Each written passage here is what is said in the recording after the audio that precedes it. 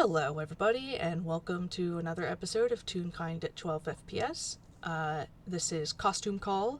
I am Oatmeal, and I will be playing the professor.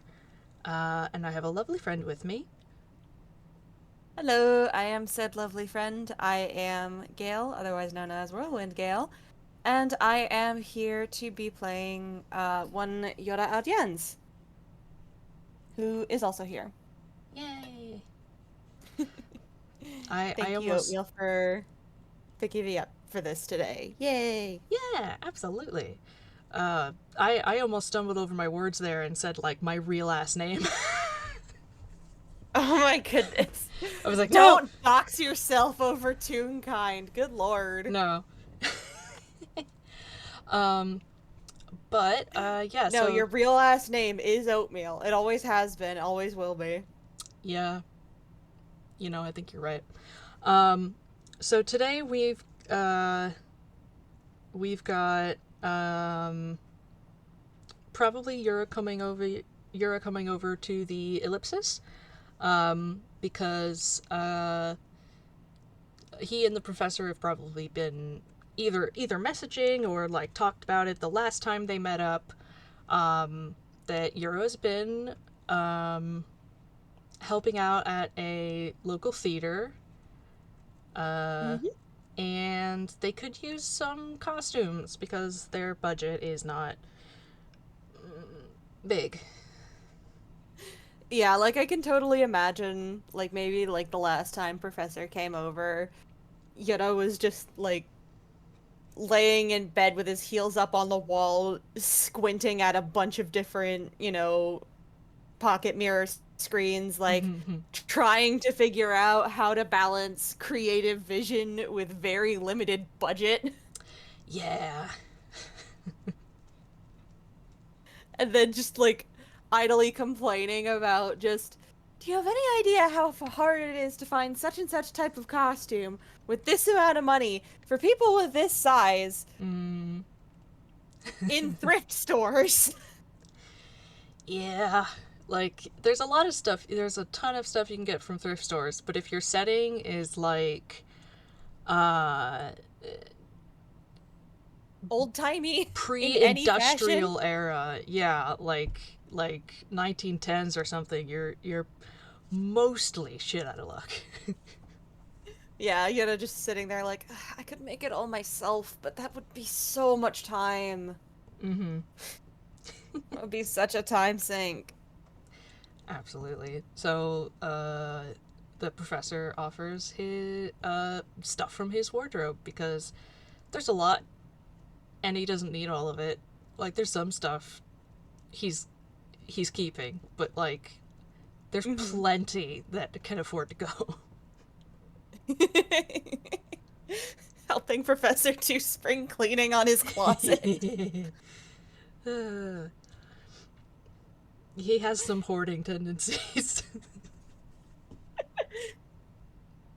I can just imagine Yetta just like looking at him, just like, how deep is your closet?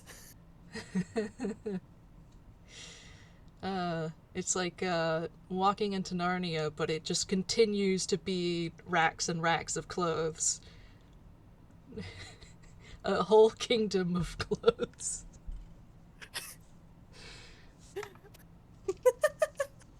This Barbie is Doctor Who. uh, but yeah, so the professor will greet him at the ellipsis, which is probably still parked by the teleportation station.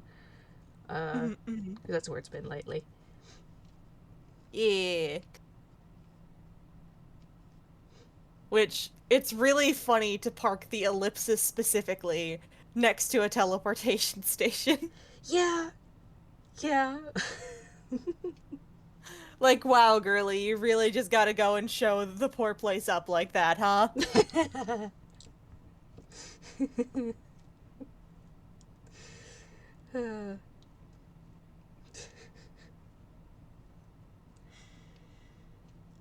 But yeah, Yura will walk over and meet Professor at the door. Mm-hmm. Oh, hello, dear. There you are. Hi, sorry. It took me a little bit to get over here today. I had to. Well, you see, there was an incident, and he just Oh. brushes what looks like a bit of sawdust out of his hair. Ah. What sort of incident? Um, you would not believe how tricky it is to modify rafters for lighting rigs.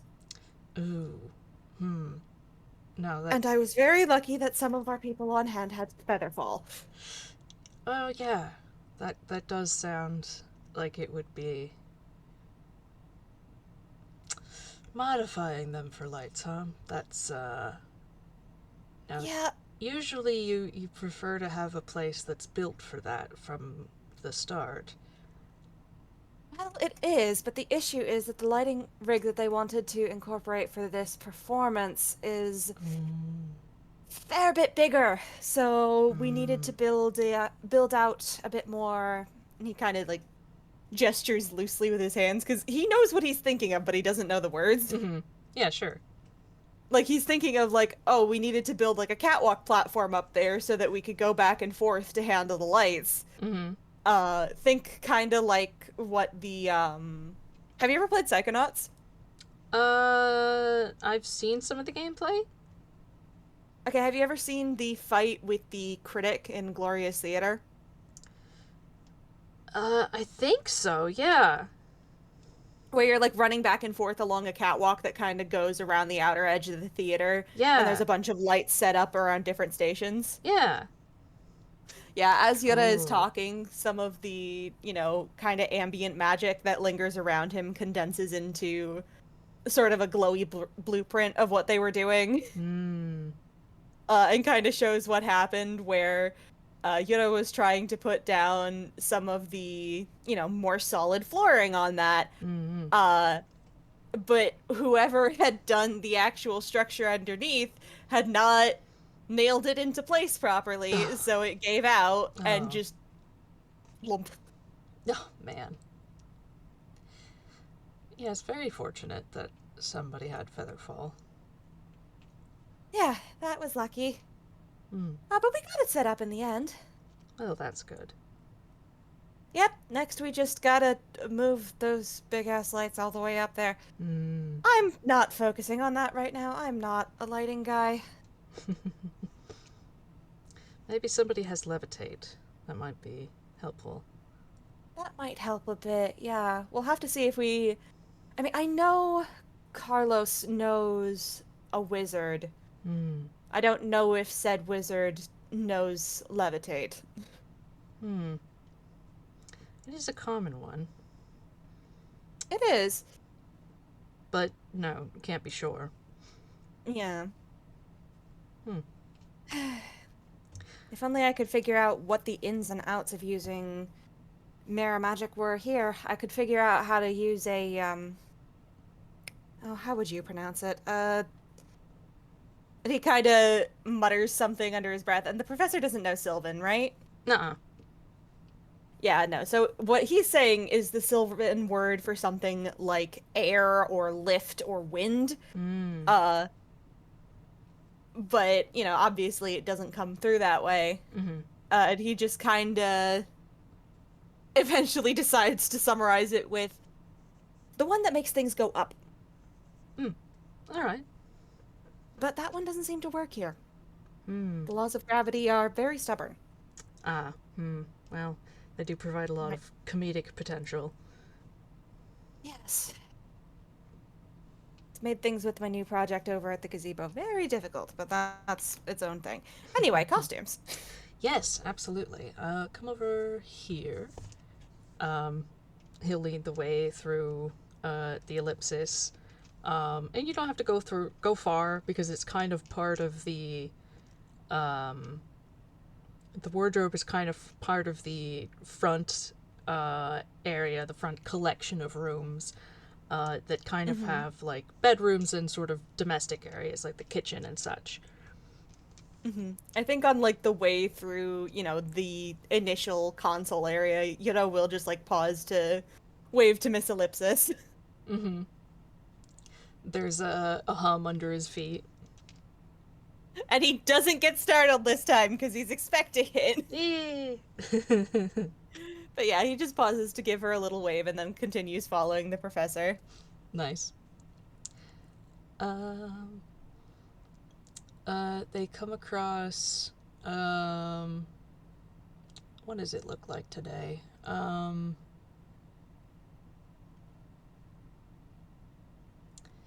Yeah, I think it's a set of kind of narrow double doors that look like it might lead into a normal closet.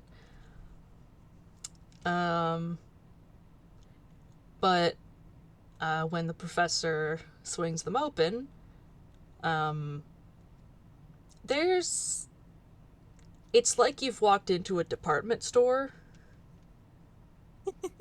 Uh, I There is a very specific mental image that comes to mind whenever something like this comes up, and I'm just imagining this but less pink.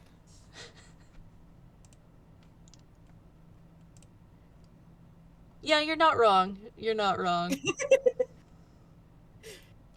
Honestly, it might not even be that well organized or well lit, but Mm-hmm. there's the volume comes across. Mm-hmm.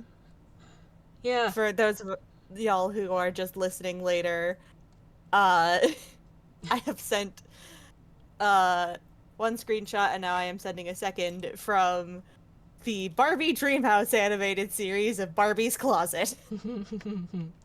It's like a Wh- library but for clothes. Yeah,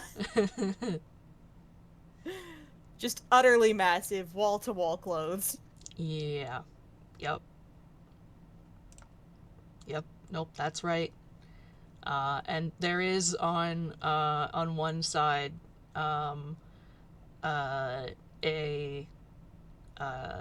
three-sided mirror and kind of a seating area. Um, Of course, gotta have the dress up montage area. yeah. And the collection of clothes is extremely varied. Some of it looks, very sort of sci-fi, space age. Some of it looks like, things you've seen the professor wear, um, or things that he would wear. Um, Mm-hmm. some of them uh, look old, look historical, look like a lot of them look like they're in a sort of um, they look closer to Earth style, um, Mm-hmm. like Sort of like period piece costumes that you might use to either mm, disguise yourself or fit in at a Ren fair. absolutely, absolutely, like something kind of distinctly Victorian or Edwardian or whatever the Darthian equivalent must be. Um, Victorian refers to uh King Victor and Edwardian refers to uh Queen Edwards. Edwardia. Edwardia. They're called the same things. It's just we flipped what was when Yeah. and we swapped the genders. It's fine. Don't worry about it. Yeah. So it's like that, and then there's other stuff that's like that's probably real furs, and that's you don't know what that is. Is it clothes? It must be because it's here. But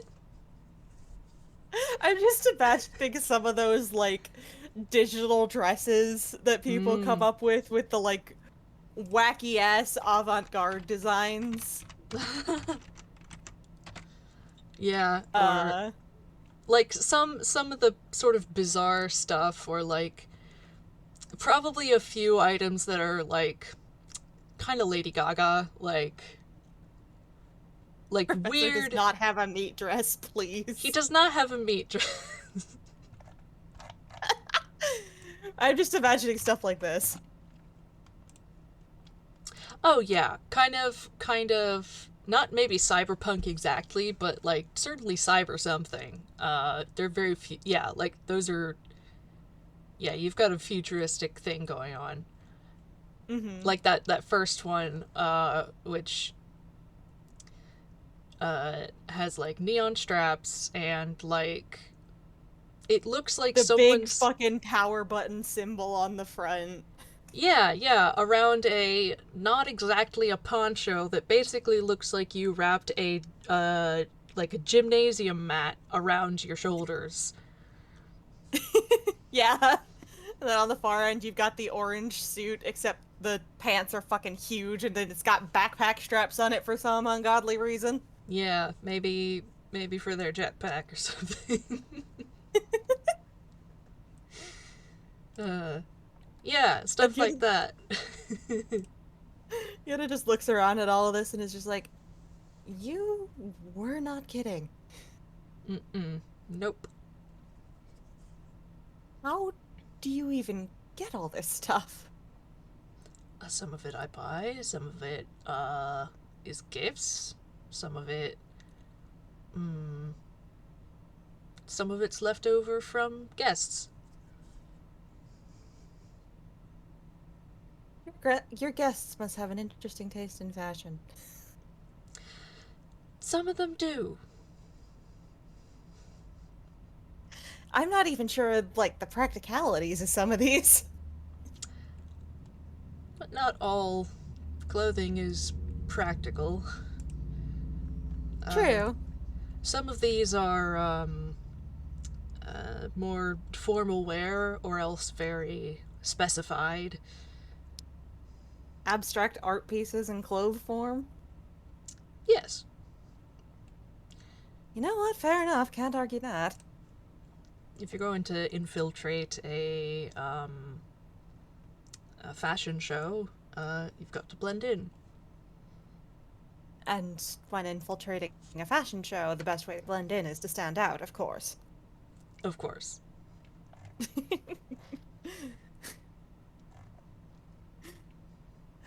And then just smiles at that, just shakes his head, just.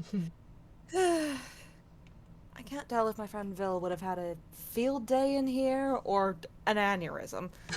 One of the two.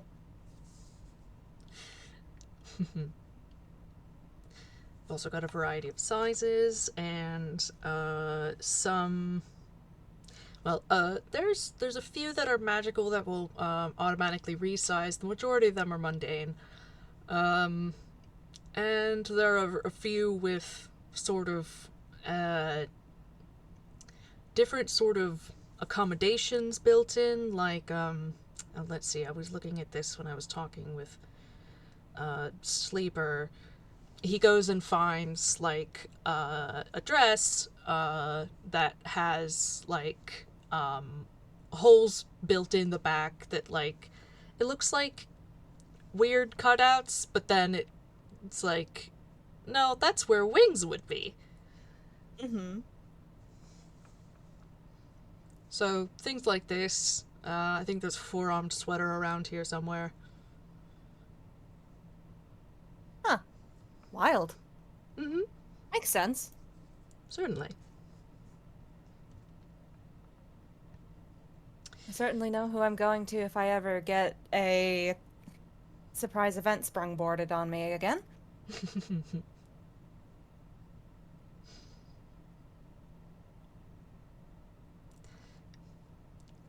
He's got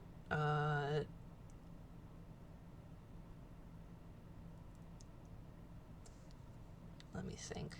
Some I think probably some of the closer items are uh or there's like yeah, one of the closer racks but not like immediately in use is like a whole bunch of it looks like opera clothes, like formal wear, like if you're going to Mhm. the opera, lots of velvet and frills and uh like silk capes and stuff like that. Mm-hmm. which is clothes that the Third Doctor wore. Mm. We'll see if I can find an example.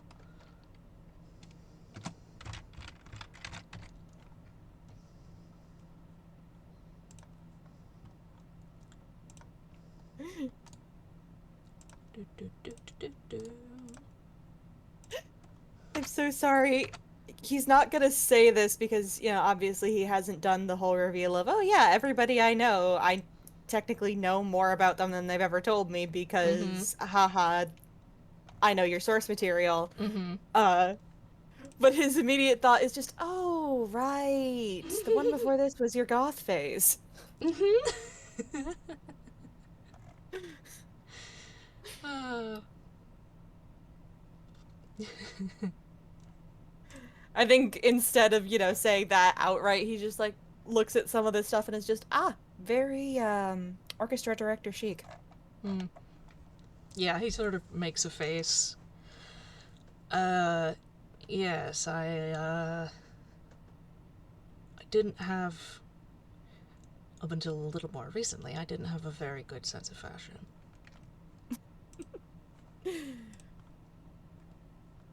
It's a learned skill. Hmm.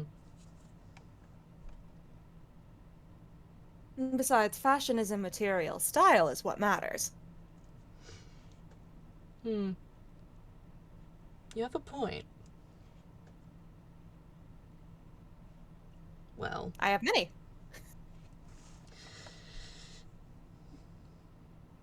while I think these are a bit flashy and frilly, I did wear them well. Exactly, and that's what matters. Mm. Especially if they were what made you comfortable. He nods.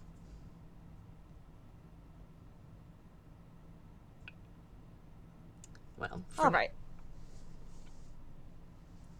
for now they can Sorry, go stay. ahead.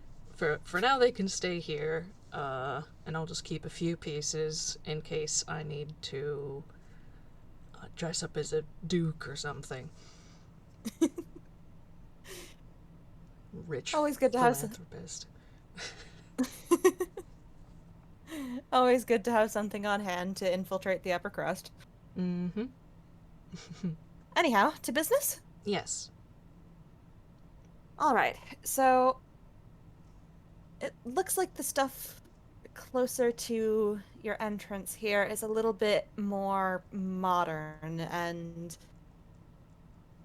you know how I was complaining about how hard it is to find the stuff that's from when this story takes place? Mm. Mm-hmm. Yuura pulls up one of the little flower screens from his mirror to show the professor. So these are our two like principal main characters, right? Mm. Mm-hmm. And uh the image that's on the screen is a very, very old style. You've got Mm. someone in kind of like very, very old, like early church style, like temple keeper robes, Mm. right? Mm-hmm. Mm-hmm. Uh, and then you have someone in more of a, um, well, for one thing, someone who's a lot less put together. Uh, the outfit is very much, a little bit worn out around the edges, torn up like this is somebody who runs around the woods a lot. Mm. And it's very much more of that like um fuck, what is the time period? Because I'm thinking classical and that's not it. Mm. Because it's not Greek and Roman, it's um bleh.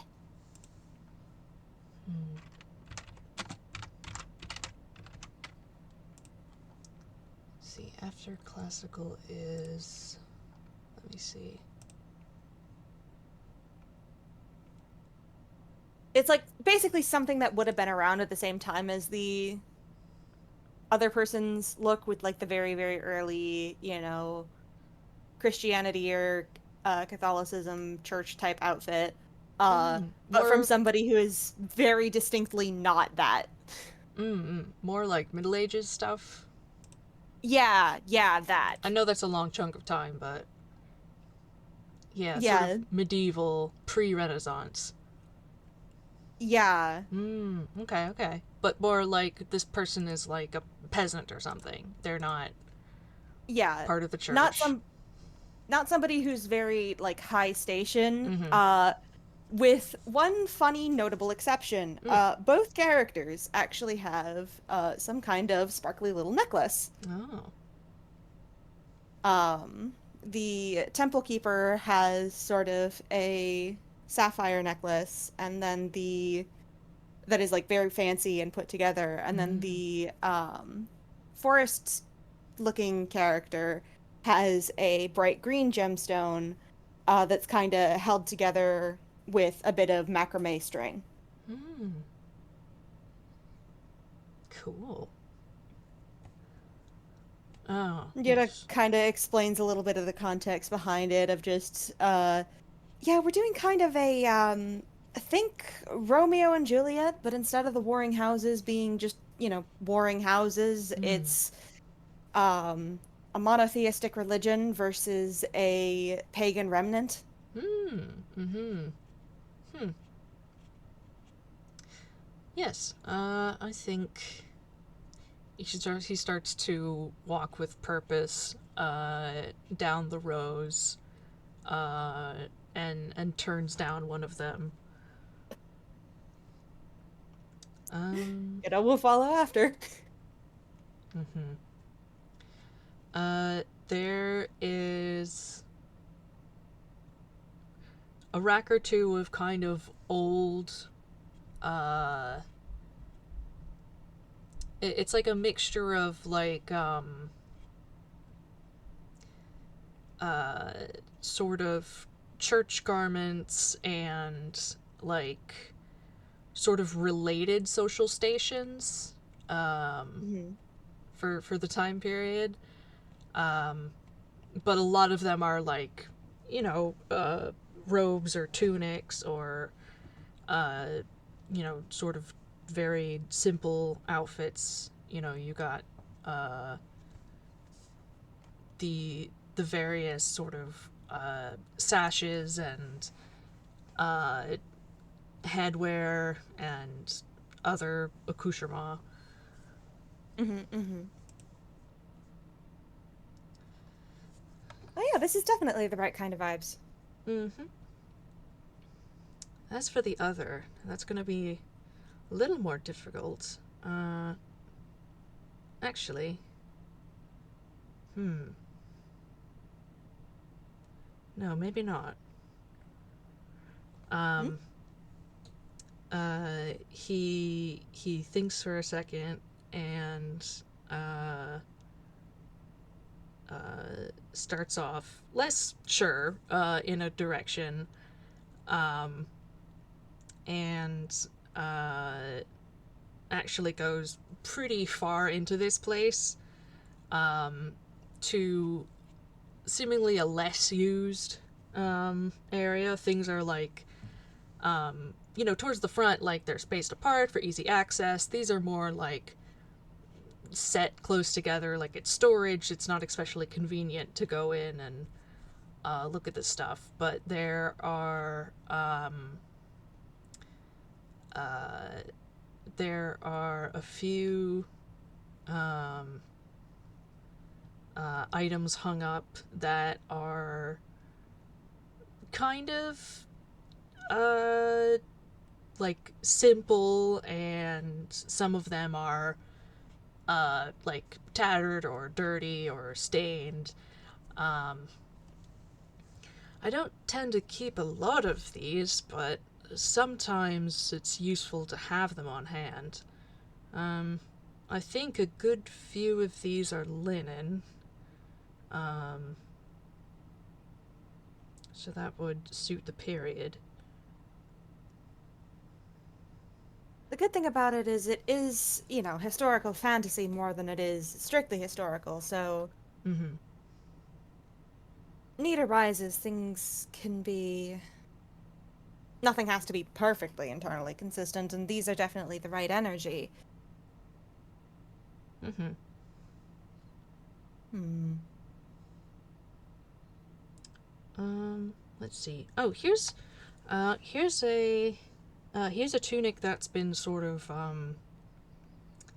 uh worn a lot and ripped and mended and ripped again and remended. Um,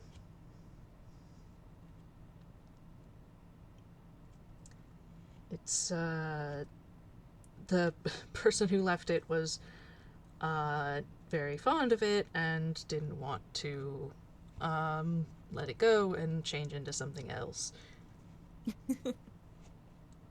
Uh, yeah, I can tell. There's a lot of love in this one. Mm-hmm.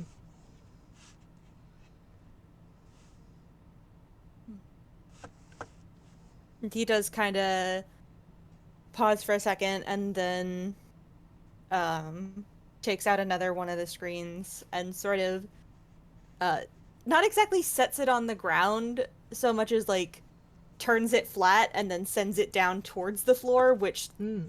uh lets it sort of project up Mm. a mannequin type figure with roughly the proportions of the person they have uh playing that role. Mm-hmm. um, to sort of check the clothes against. Yeah. Hmm. This might be a bit small, but you might be able to make that work. Um, Mm. you know how some people, if they grow out of something but they want to keep it or can't afford new clothes, will expand it. That could sort of add to the look. Mm-hmm. I think if we and he like hang on, D10, roll for hammer space. Mm-hmm. 4, that's good. We found it.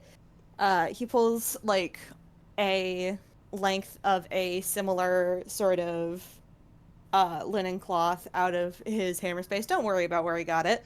Um, and sort of like drapes it around the lower half of the mannequin and then sort of gestures as like, I think in terms of, appearance, it works quite well. And then if we, because I know Molly is quite insistent on modesty. Mm. So I think if we lengthen the bottom like this, Mm. that should cover her preferences, Mm-hmm. Mm-hmm.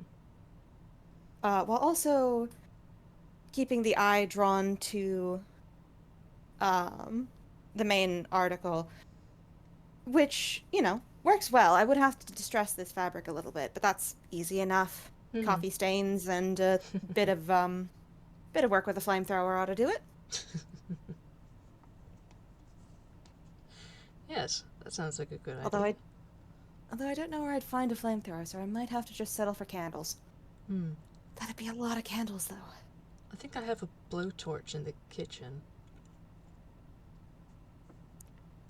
Of course you'd have a blowtorch.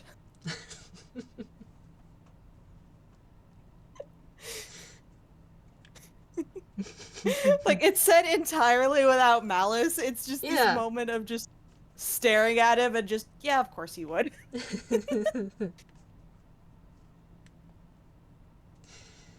Uh, it's like one of those small ones that you make like baked Alaska with. Horse Professor knows how to make baked Alaska. Yeah.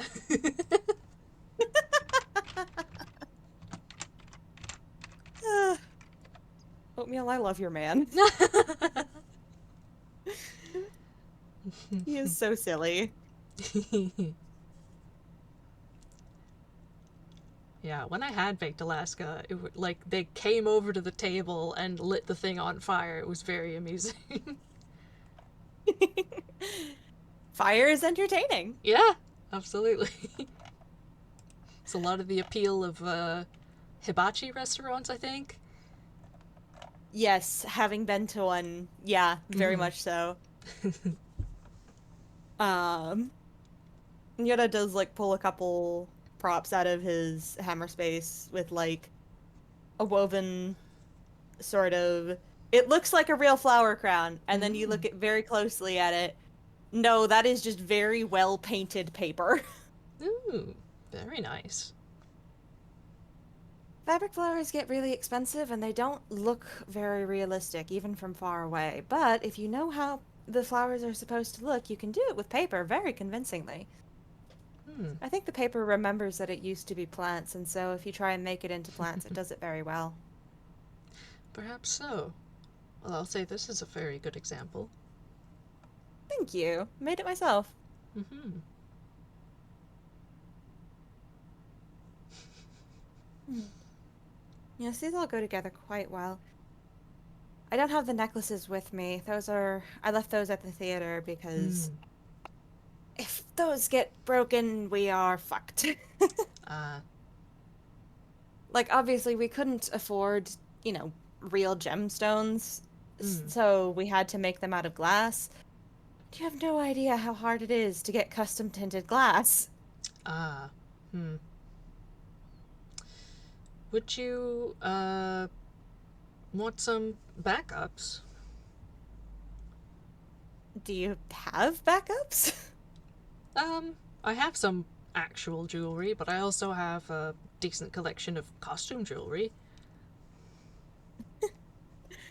Well, anything that we could use could be useful, but I think what we've got should be all right. If you'd like, I can keep you on speed dial for if Hmm, something goes wrong during one of the performances. certainly. Yes, I'm sure I can dig up some uh,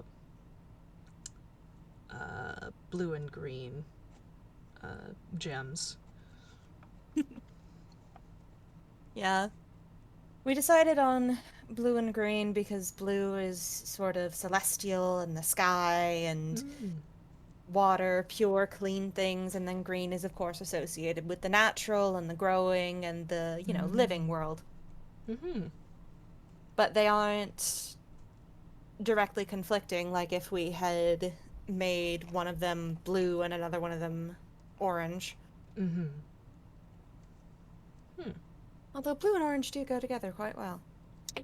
Yes. The Blanks remembers who he's talking to and just kind of snorts and just, as you would well know. Hmm. Well, it seems we've got some good things to work with here. Definitely. I think, yeah, this would definitely work. And then, yeah, we've got some stuff at the theater that I can use to dress it up a little bit without doing any damage to the original piece. I do want to be able to return these to you when we're done. Hmm. You don't have to. Well, yeah, but they're yours. It's polite. Well, I suppose. But it's also good for a theater to start to build a collection. This is true. To be honest, I think they'll probably have a better use for it than I do.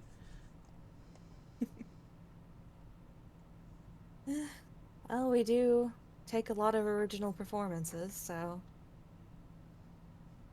it's good to have a varied net, I guess. Mm-hmm. We've already got um, we've already got our next script lined up for after we run this one. Hmm.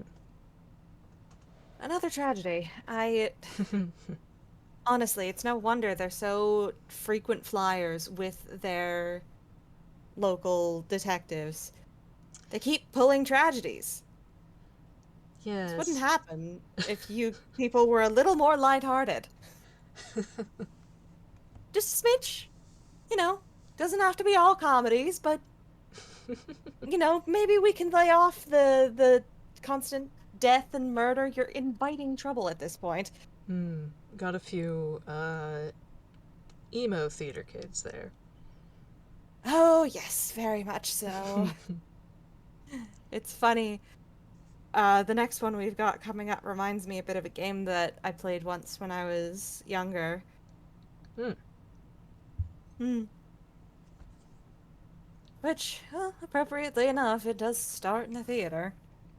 Uh-huh.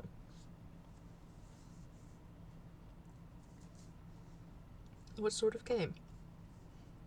Uh, Psychological horror, plague Ah. nonsense. Mm-hmm. I Interesting. mostly played it because my friend Rio tried to play it, Mm. and failed miserably and said no one in their right mind would be able to play it. And I thought, oh, sounds perfect for me. And then I did, and I had a horrible time of it, but I did Oh. finish it 3 times. Oh dear. For those who haven't watched an absurd amount of video essays, he is referencing pathologic. Ah.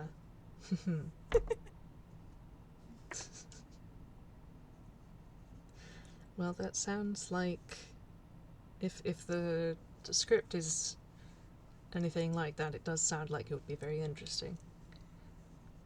It's definitely going to be an interesting one, and the way that we've been talking about possibly pulling it off is very fun because usually, we run a show for like a week or two. Hmm. This one they want to run for 3 weeks, I think, Mm-hmm. and then do a different version of the story each week so Really? that everyone who comes in, depending on the week, gets a bit of a different experience Oh. with a different ending to the story, which I think is quite interesting. Ah. Yes. Hmm. That's one of the things I like about working with, smaller theaters rather than bigger ones is we Mm-hmm. get to do a lot of creative stuff. Yes. You're not beholden to sort of the uh Broadway staples, yes. mm-hmm. He kind of wrinkles his nose at the idea of Broadway staples. You get the impression that he doesn't really like what he's thinking of. Uh-huh. Hmm. Because listen, sometimes something small, independently created, and, interesting is better than something that is done perfectly every time, but is done the same every time. Mm-hmm. Mm-hmm. Where the costumes haven't changed in a fucking decade, Yeah. and the sets are always the same. Yeah, popular theater does have its pitfalls. Mm-hmm. It becomes less of an art form and more of a spectacle. Mm-hmm. Or, well, I suppose there is still art to it, obviously, but Different sort. it's less of an ever-evolving art form and more of a Preserved. museum. Mm-hmm. It is the theater form of a museum where you know exactly what you're going to see and you're attending to be able to see it in person because up until that point you've only ever seen it on screens or photos or occasionally very, very good recreations. Mm-hmm. Or bad recreations. Goodness knows I have seen so many elementary school teachers try and have their students recreate Starry Night, which has its Mm. own merits to it. There is something to, you know, the creativity of children, but it's not the same thing. Not No. remotely. No. Hmm. It is a fun project, though. I remember that one from when I was in elementary school. Hmm. If I actually owned my apartment instead of renting it, I might have tried to do some kind of mural like that on one of the walls. Hmm. Hmm. Perhaps you could get,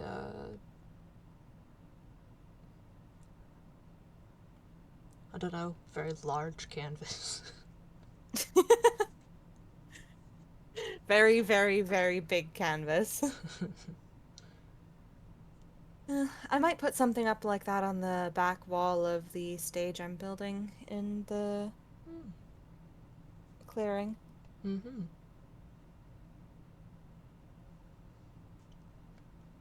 You're building a stage as well. Mm. Yeah, I was sort of messing around with inside the gazebo for a bit, and I had happened to look down through the trunk of the tree, Hmm. and I noticed that I could see like where the roots ended, and you know the hill that that tree is up on. Yes.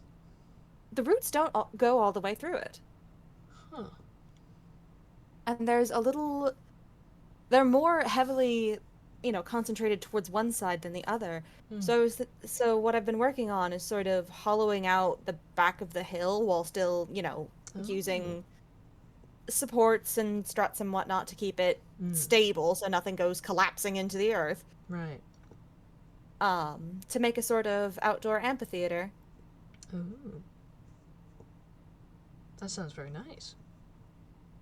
Yeah, it's rough shape right now because I just got finished with digging out all of that extra dirt, which we are going to be using to make a garden, I think. Hmm. Because it is good dirt. Oh, certainly. Credit to it, it is very good dirt, so it could probably be used to make some sort of flower beds and Hmm. um, maybe some fruit and vegetable planters around on the other side, or, around the upper edge.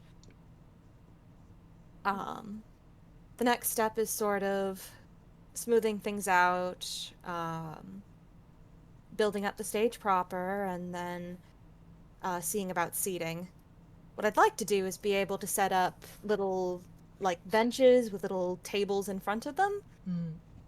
so that, maybe people could come out and have a bit of a picnic while they watch something. Mm-hmm.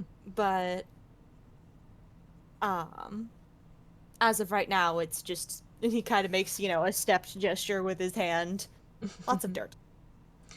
Yes. Well, Lots of levels of dirt. you got to start somewhere. Yeah, exactly. Hmm. I don't know why I've been wanting to build it out so much. I mean, it's not like anyone really comes out there besides me, but Hmm. Well, I don't know. I suppose sometimes you just want to express yourself, and that spot's kind of become a spot where you can just do that without really bumping up against anybody else and yeah, conflicting visions. this is true, and it's nice to imagine it as a place where people eventually could come visit. Mm-hmm.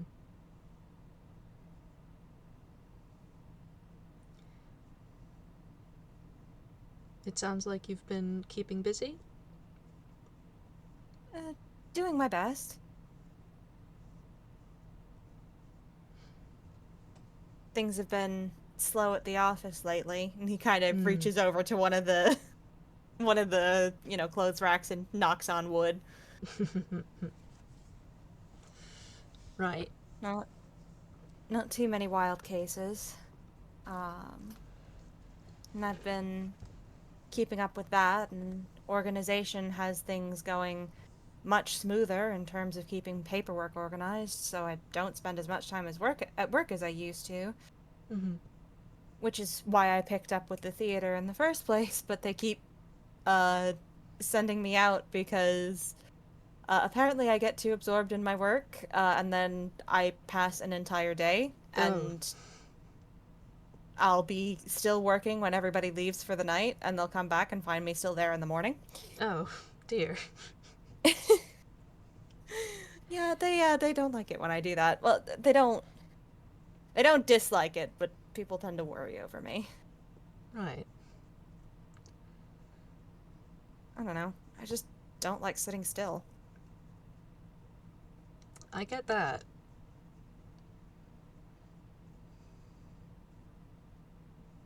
It feels good to have something to do with my hands, you know? Mm-hmm. So, I guess excessive building projects. Who knows? Maybe in a bajillion years or something, I'll be known as some kind of famous theater architect. That would certainly be interesting. And engineering teachers will pressure their students to follow my example, even though my example is horribly unhealthy. And I'll have to come back from beyond the grave to bonk them over the head with a newspaper like, no, you idiots, you're not supposed to be doing this. I am an outlier and should not be counted. On the other hand, if you slept now, you wouldn't have to do that.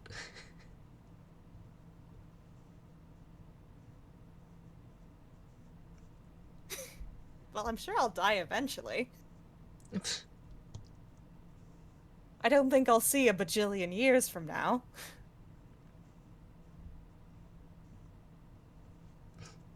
He just kind of shrugs.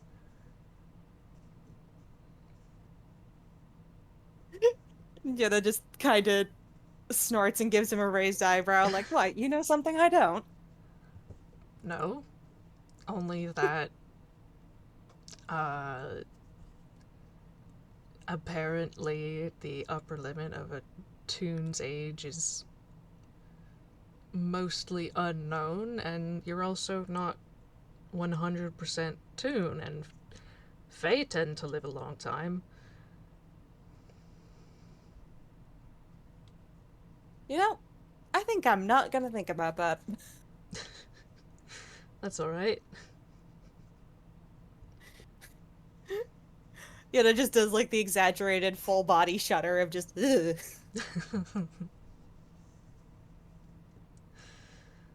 Hmm. Eh. But if I do wind up sticking around that long, well, at least I can bonk those dumb engineering teachers over the head with a stick.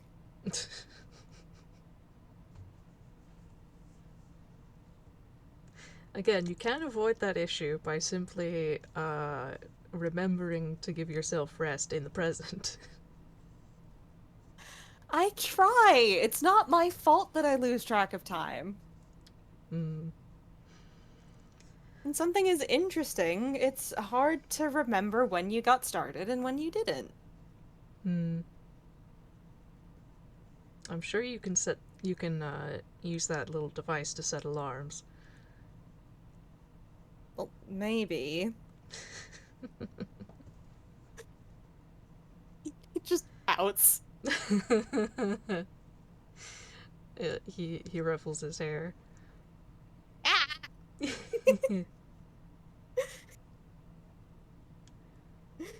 Oh yeah.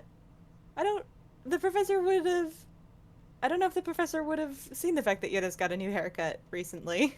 Oh, uh, given the last time they interacted was a bit ago. Yeah, no, I think Terry saw it and Professor didn't. Have you gotten taller? Have I? I don't Like, know. looks Something's changed. I cut my hair. Ah, well, it looks very nice. Thank you.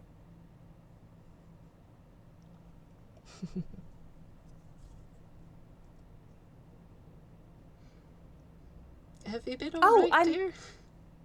huh? Have you been alright, dear? He kind of tilts his head.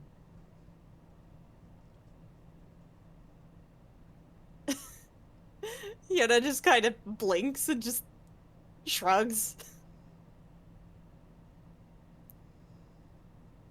Can't say I've got anything to complain about.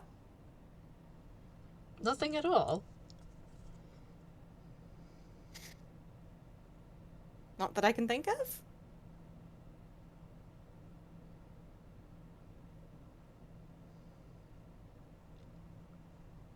Have you been alright? I have.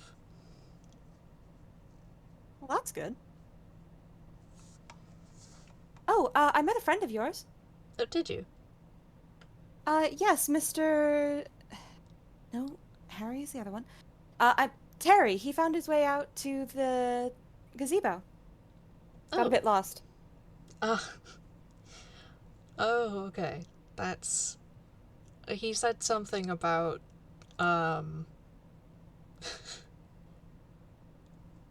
Right, he said something about that. He said he was,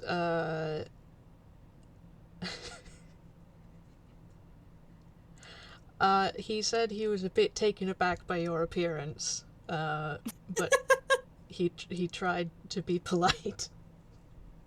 I did get the impression that I confused the poor guy. He's a bit new to, some of the aspects of culture around here. And in The this... sparkling rainbow of gender diversity. Indeed. It's, not quite... Well, Earth is very... He's from the 70s. Oh, that would explain it. Hmm. I kind of got that impression. Yeah.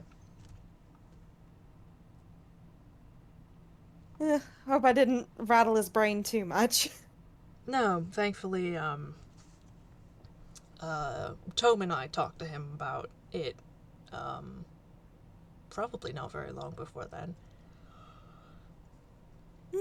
Sort of gave him a crash course.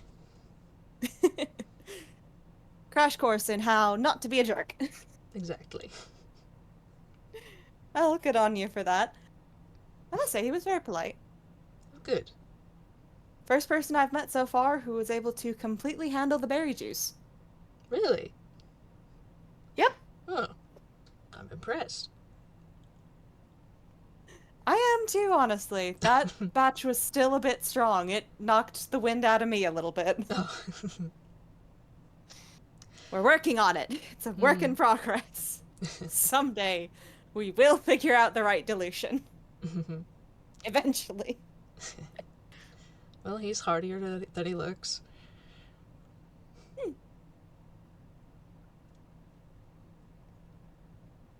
Yeah, he was nice. Good. I'm glad. I haven't met, Jerry yet, I take it? No, I haven't. Must not have crossed paths. Mm-hmm. That's right. She does wander around. Well, arguably that would make you cross paths, making you cross paths more likely, but she does wander around a lot more than Terry does, but I think Well, she... I tend to keep to my particular ports of call, so Right. it might just happen that pathways never cross. Mm-hmm. Mm-hmm. She sounds nice, though. She is. I like her very much. And it's Jera, not Sarah, right?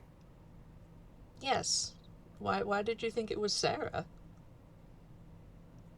Um, And you said Harry earlier. and he just kind of like waves a hand, just outside context. What does that mean? Hey, Professor, roll insight.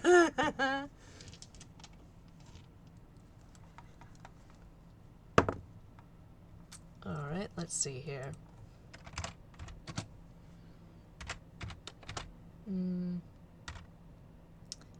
Unfortunately, his insight is not the greatest.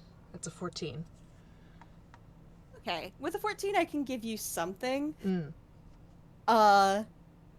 There is just the briefest moment of, oh shit, how the fuck do I get out of this? Mm-hmm. uh, that, uh, hmm.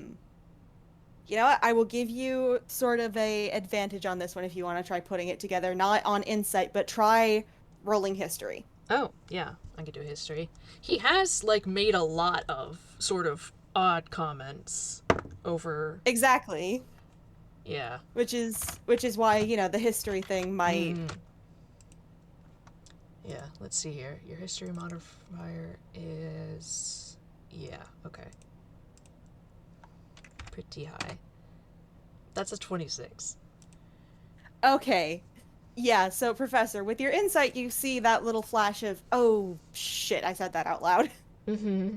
And I don't know how to explain this. And then just a couple of different things Yuura has said as you've known him, or reactions that he's had to Mm-hmm. things, kind of click into place in your head. And you realize there have been a lot of moments where Yuura hasn't reacted quote unquote appropriately Mm-hmm. to new information in a way that implies he's familiar with things about you and your friends that you haven't told him. Mm-hmm. Mm-hmm. Hmm.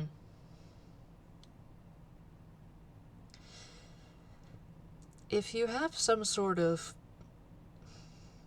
foreknowledge, dear, you can tell me. I won't necessarily ask you to spill it all. I do understand the situation. Um, I've been in that situation myself a few times. It's very interesting. I wouldn't call it foreknowledge. Uh, what's that sound? Hmm? What? I keep hearing like a humming sound. Oh, a humming sound.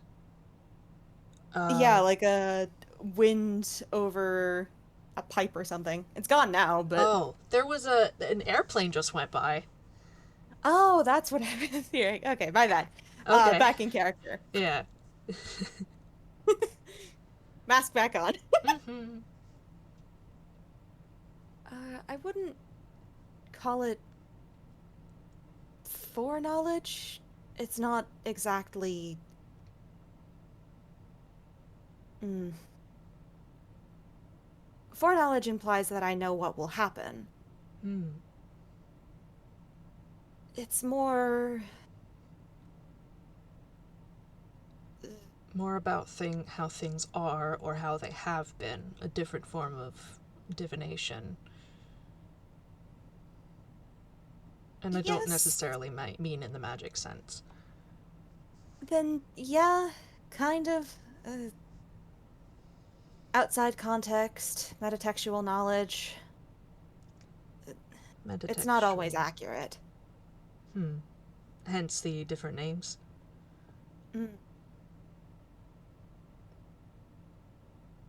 Professor, he looks very uneasy. Mm-hmm. He just.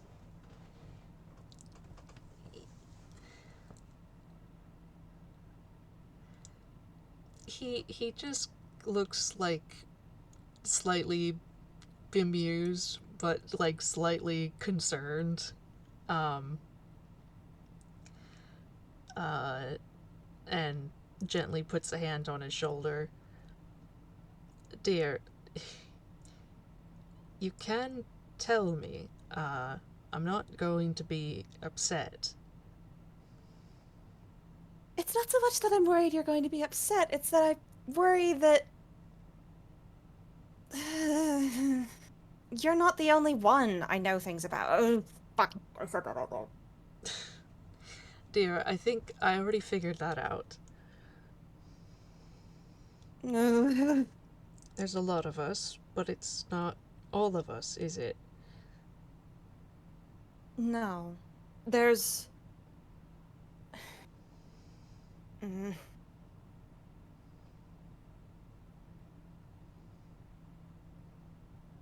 It's like you. It's like you've heard our stories before. very, very literally. Yeah.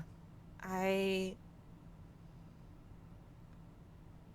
I have known some of you guys before I ever met you because where I'm from, your stories, Mm. TV shows, video games, books, comics. Oh. Hmm. And I try to keep a lid on that because the knowledge that Hmm. people are fictional doesn't tend to go over well. I Hmm. back in the mirror, it was similar. Um, Hmm. The mirror reminded you of something. yes, there were the people that they idolized were children's cartoon villains in my world. Ah. The Queen of Hearts, Maleficent, the Wicked Fairy from Sleeping Beauty, Hmm. Hades from a very bad adaptation of the story of Hercules. Mm-hmm. It and people would ask me how I knew what was going to happen and how I Hmm. knew the songs that I knew that gave me so much power. And I couldn't, well, I tried telling them, and they either thought I was lying, or they had an existential crisis about it, Hmm. neither of which is a good reaction. Oh. Yes. And I don't like knowing things about people before they're willing to tell me. Oh. It Right. feels rude. I agree. That's. There's certainly an uncomfortableness about it. A sort of wrong feeling. Like it's not. Well, at least when it happens in time travel, like it's not happening in the right order. Mm-hmm. Yoda nods and just says, like, for example, you never told me that you had any capability of time travel, but I know I, mean, I because didn't. that was the entire premise of the show. Hmm. I think originally it started as an educational program, and then the writers got away from that a bit. Well, that sounds fitting. Well, I agree that there would be other people, even here, uh, in a land that embraces the idea of stories. Not everyone would take it well. No. And I try to keep a lid on it. I slip up a lot, Hmm. and it gets tricky when things are just close enough Hmm. that my memory gets fiddly with the details. Right. Harry and Terry. Exactly. Or Jara and Sarah. Mm-hmm. I I know I know the characters because I grew up watching them, Mm. but now I know them, well, I know one of them at least as real people. Right. And it's a mind fuck. It sounds like it would be very surreal. Sounds like it is very surreal. Yeah, sometimes I think that I might just be dreaming all of this.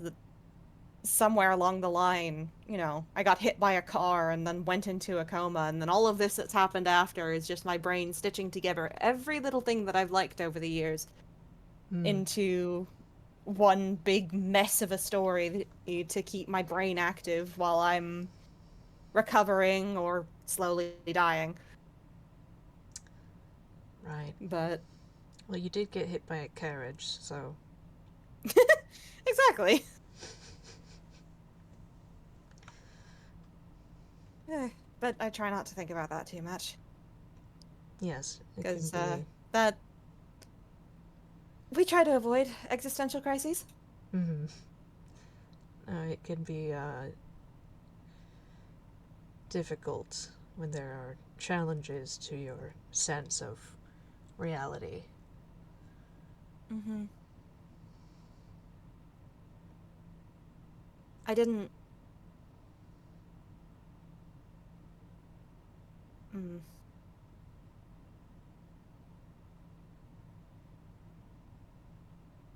He kind of frowns and sort of squints at the floor for a second, just trying to Mm. puzzle out his own words in his head. Just, Hmm.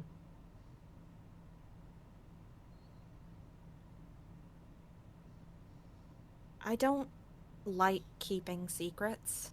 I'm not very good at it, Mm. but this is something that I try not to tell people. Hmm. Because it's not like it changes anything? I mean,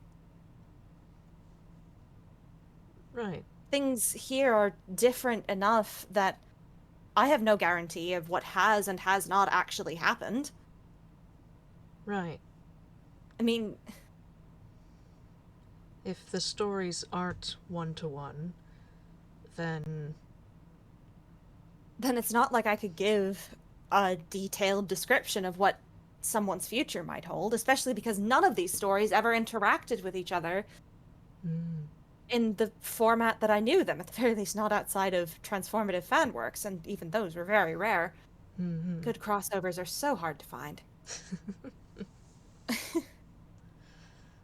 But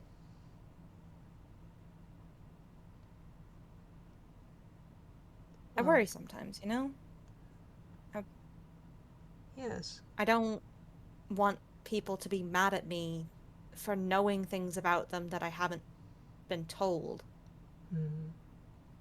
because I know what it is to trust someone with information or not trust someone with information. And I know that for some people, that's a very careful line to walk. Some people are very protective of their secrets because what is secret cannot be stolen from you.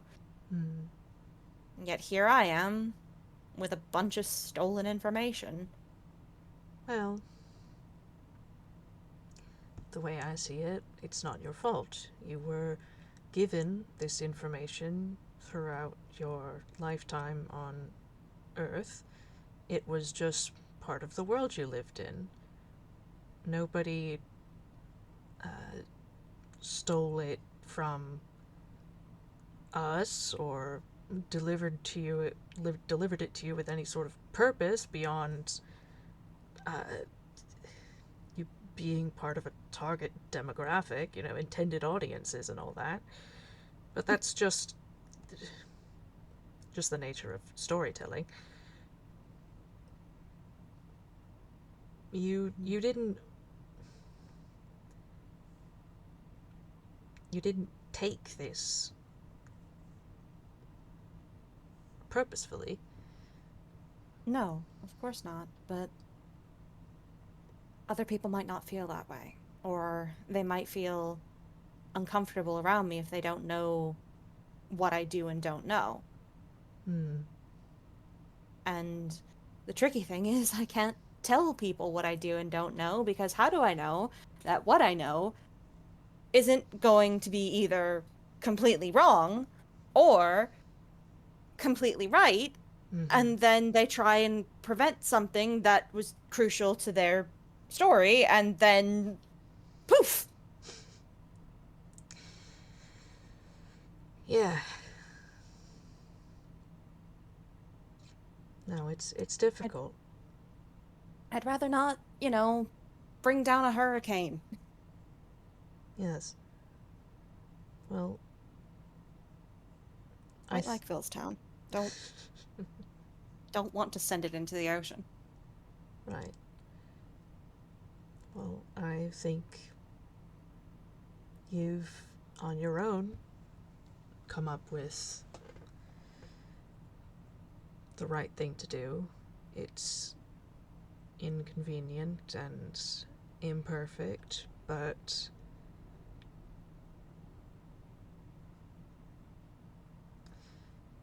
most people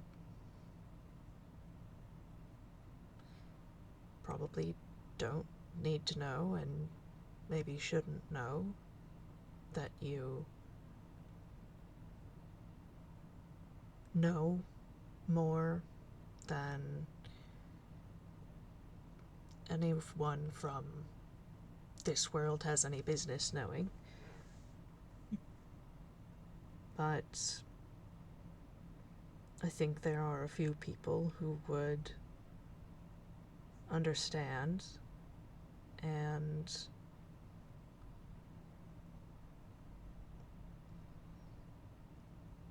if they asked for an explanation,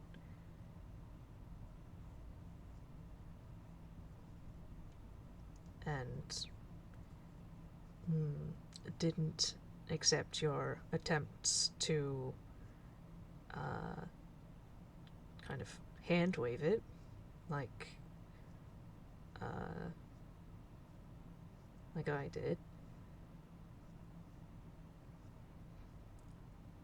I think there are some people who would understand and would be alright with it. I don't know how many, or exactly who, necessarily. Moria comes to mind, but I think. Moria probably understands the situation better than most people, given she's also not exactly from this paradigm. Right. She's from a different dimension entirely.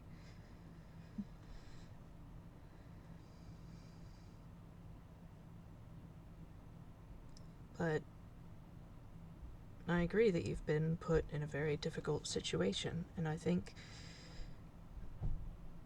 you can be commended for having dealt with it as best as is possible so far. Thank you. I do my best, and a lot of it is just silly stuff, not making references when the people whose stories I'd be referencing are in the room, Mm-hmm. that sort of thing. Yes. But I think this is the first time I've ever had real trouble with it. Hmm.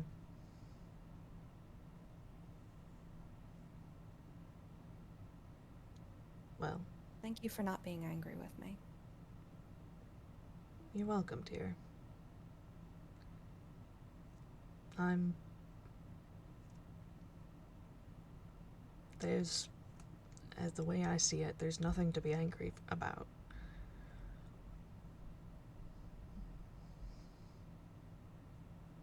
I think Yoda just kind of bonks his forehead against the professor's chest, just. Mm-hmm. He doesn't have words. He's just. Ah. Yeah. Professor gives him a hug. He gets hugged back.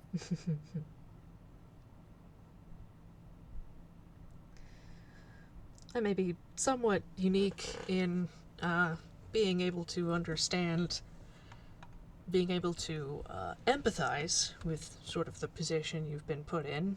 Um, again, having knowledge like, well, let's say you know somebody and they die and you see it happen and then you go back in time and you meet them again when they're alive. And you have to not tell them how they're going to die, because then they'll try and avoid it. Precisely. Not through lack of care or a desire to help, but simply because reality doesn't work like that. Time doesn't work like that. No. Things don't like it when you spoil the ending. Hmm. Nobody likes spoilers, apparently not even the universe itself.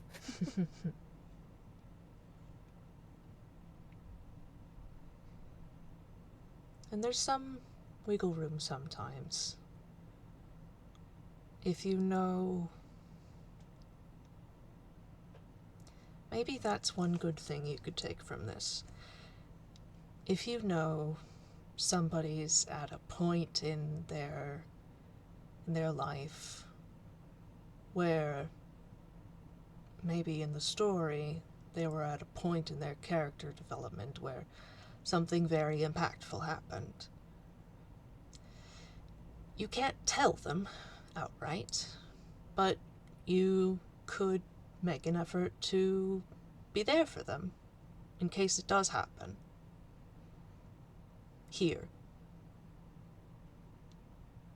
Yeah. And I can try to avoid particularly dangerous influences, or at the very least avoid introducing them. Mm-hmm. There's a reason that I haven't let Jubilee listen to Hamilton. Hmm.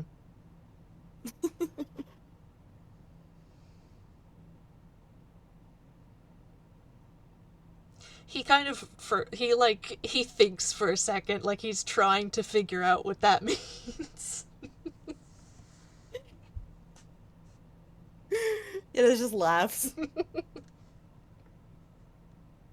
Like at first he was like, ah, yes, but then it becomes very clear he has no idea.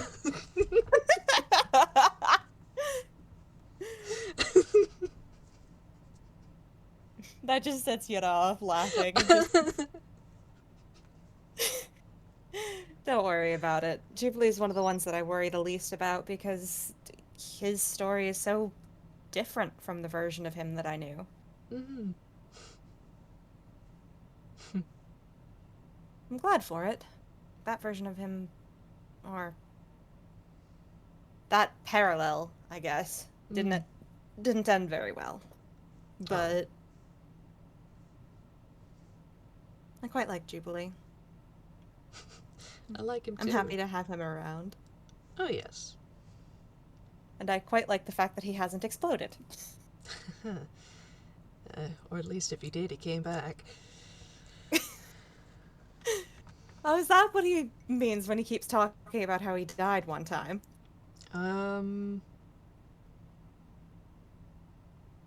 yes. Fair enough.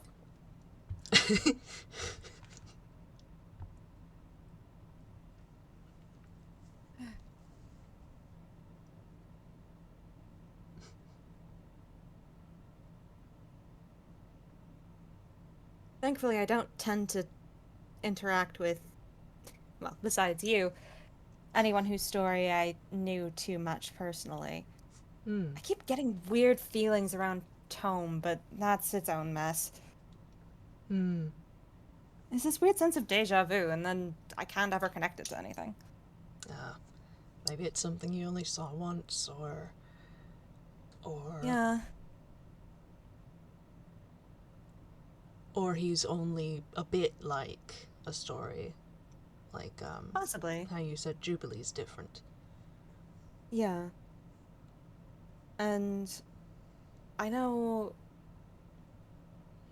I know Camille runs some parallels to a comic my best friend read to me once when I was sick, but Hmm. I never sat down to read that one all the way through, so I'm not too worried about spoilers in that regard. Mm-hmm. He kind of tilts his head and looks thoughtful.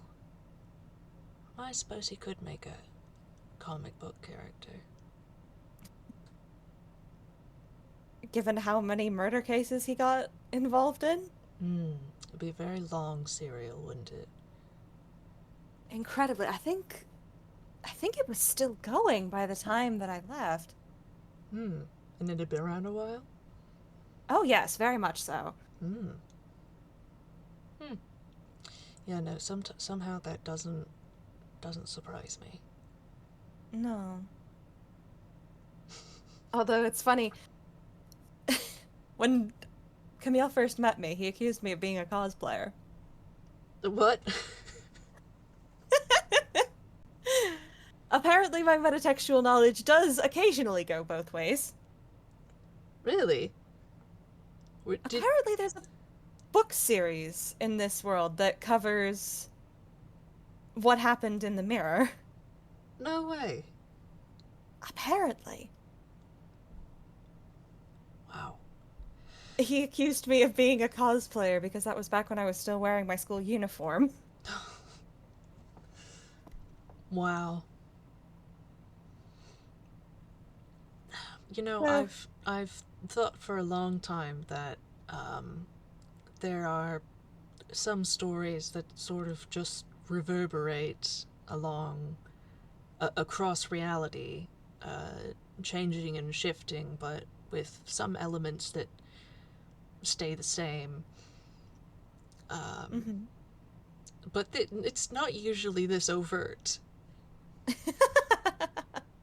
I mean, Inkwell's Yeah. very on the nose in itself. Coming here was a bit of a shock, but What it's was it like when you first got here? well, I'd not I'd not been to a place where there were living cartoons before. Um, Holograms, sure, something very, a very elaborate, construct, perhaps with an artificial intelligence, but made out of hard light or something, but usually as some sort of attraction or entertainment feature. This is Hmm. just a society of people who happen to be a way that looks like uh, what many planets, but uh, particularly Darth, has sort of kind of come to develop as their animation, the field of animation, the body of work that spans centuries and longer, but mm,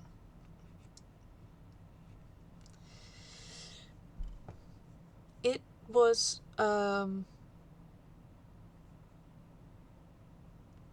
it was a bit disorienting,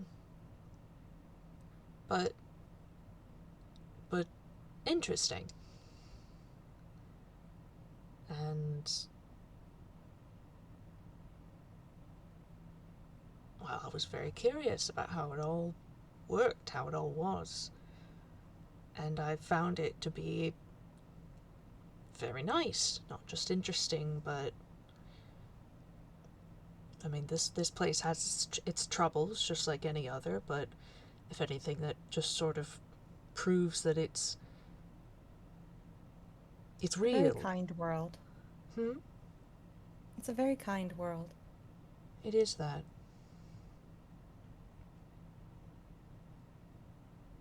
I think I like that about it. I do too.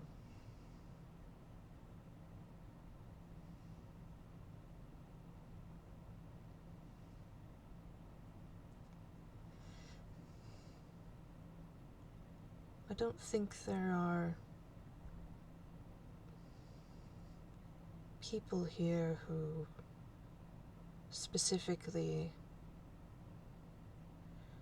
Well, there are people here who fall into different uh,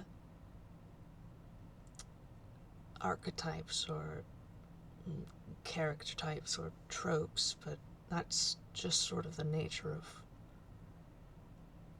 Unkwell. You know, Besides, they would admit to that. besides, the tropes do exist for a reason. They're all built on something. Right. Art imitates reality, imitates art, and so on. But, On and on and on into infinity, yes. right.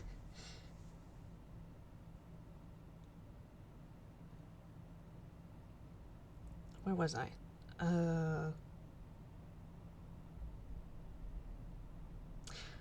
But there are stories here that are common to other places I've been.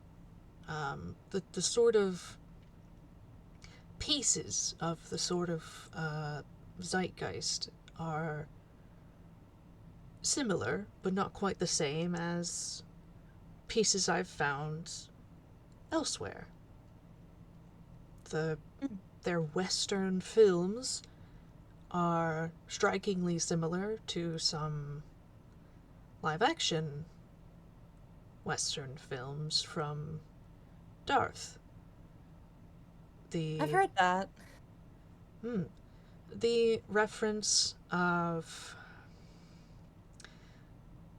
there is a Alice in Wonderland story, or Lucy in Underland, or there are various iterations, but I thought it came from Darth, but I've also found it. Uh, I also found it on a different planet, and then it's also here. You've got one of the Phantom Thieves styles himself after the White Rabbit. Um, you had the you mentioned the Queen of Hearts from the Mirror, so that's a whole nother place. Yes, although she ruled over. Oh, what was it called? There's an actual name for it in the game, and I can't remember it. Hang on. Yep, lore check. Lore check!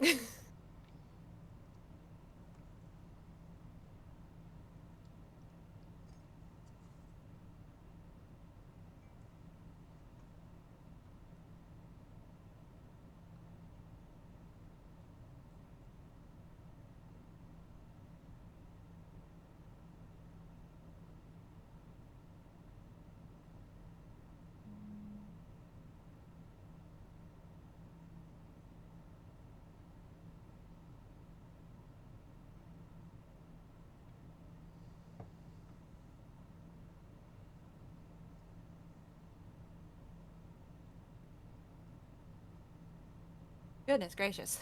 This thing is a mess.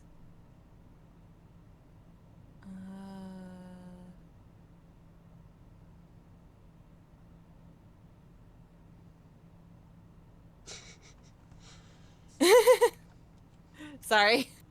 No, you're good. You're good. I just had the thought, like, yeah, fandom wikis often are a mess. And I don't mean the brand, I just mean, like, wikis for various pieces of media. Yeah. I think it was just called the Kingdom of Roses. Oh, alright. Sure. But that's boring. So I think in the mirror, it was called the Outlands. Ooh, nice. I like that. So yeah, Yuura like nods and says, "Yeah, in the mirror, she ruled over the Outlands, which were, well, appropriately outlandish, until Mm, she started putting order to them with her insane amount of rules." right. There you go. You've got the same sort of villain character, and if she was in the mirror, then she was also in the story from Earth. Yes, she was in the story of Alice in Wonderland. Very, off with their heads. Right. Yes, so that there are a few stories that seem to be not universal exactly, but certainly very widely flung in an odd way that's, you know, it's not just, oh, it's been spread a lot. There's plenty of that, certainly, but places that just haven't interacted at all, coming up with it. Seemingly via convergent evolution. Yes, independently. It's it's I curious. mean, I can't explain the phenomenon behind it besides just who knows? Maybe whatever is putting everything together just likes certain stories. possibly. I know that even on Earth, there were stories that would develop everywhere, regardless of whether or not the cultures had interacted. Everyone everywhere has their own version of Cinderella. Mm. There's always a story about a poor little girl who loses everything and is treated poorly by the family she has left, and then as a reward for her kindness and diligence and whatever, value the story is trying to impose upon young women, she's given a magical makeover or a magical means to attend some kind of celebration where she meets someone in power, they fall in love, Mm. and live happily ever after. Right. Absolutely right. I don't know. Maybe it's just that people are people everywhere. So people will always like stories. Yes. Perhaps if a story is powerful enough, it just sort of echoes across the universe. Just kind of finds a place for itself in the fabric of everything. Right. I mean, for star's sake, we mentioned, what was it? Snow White in the chat the other day. Do you know we have a Snow White story in Phalagraean culture? Really? Really? It's Snow White and the Seven Keys to Doomsday. Well, that's certainly a take on it. Right. It's not quite the original story, but it's got elements of it. Hmm. Original story. Who knows what the original story is, but the popular story. Well, the story of Snow White is, when you break it down, somebody in a bad situation goes off on their own, finds somewhere safe, but the danger follows them. Mm-hmm. And when the danger follows them, they avoid it for a while, but eventually it finds them. And they fall, but because they were so kind or good or patient or whatever the, value of the society telling the story is, Mm. the people around them come to their aid, and usually there's a true love aspect involved. But Yoda then, just wrinkles his nose. yes, well, uh, uh,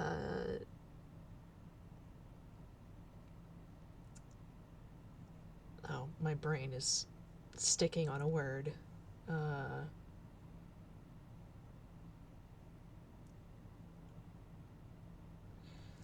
What's the word you're trying to say mean? um, the normalization of like allo-romanticism. Oh, amatonormativity. Amatonormativity, yeah. Amatonormative societies will tend to incorporate that into a lot of their stories. But I can tell you, I've certainly heard a few uh, more platonic versions. Those sound like they'd be nice. Hmm. There was one with a very young princess and prince. It was more of a puppy love than romance. You know, Mm-hmm. ooh, she looks pretty. She looks like somebody fun I'd like to play with. So on and so forth. Hey, can we keep her? I found her in a glass box in the woods. Right, right.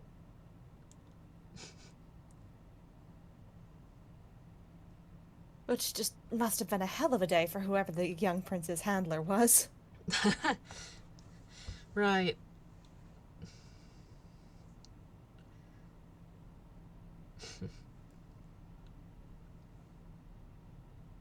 You recognized what I meant when I mentioned Romeo and Juliet earlier, I did. even though Shakespeare is hardly a universal figure. No. And yet, um, he digs into his pocket and takes out a uh, certainly well loved copy of Hamlet.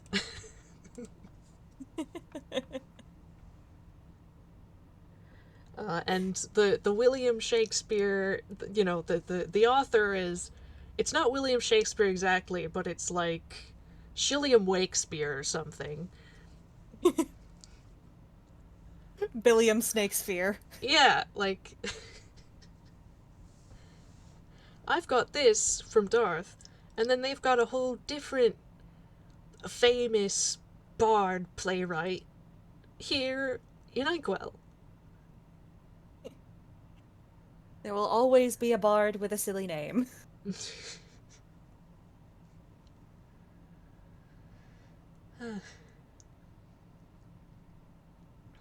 He puts the book away.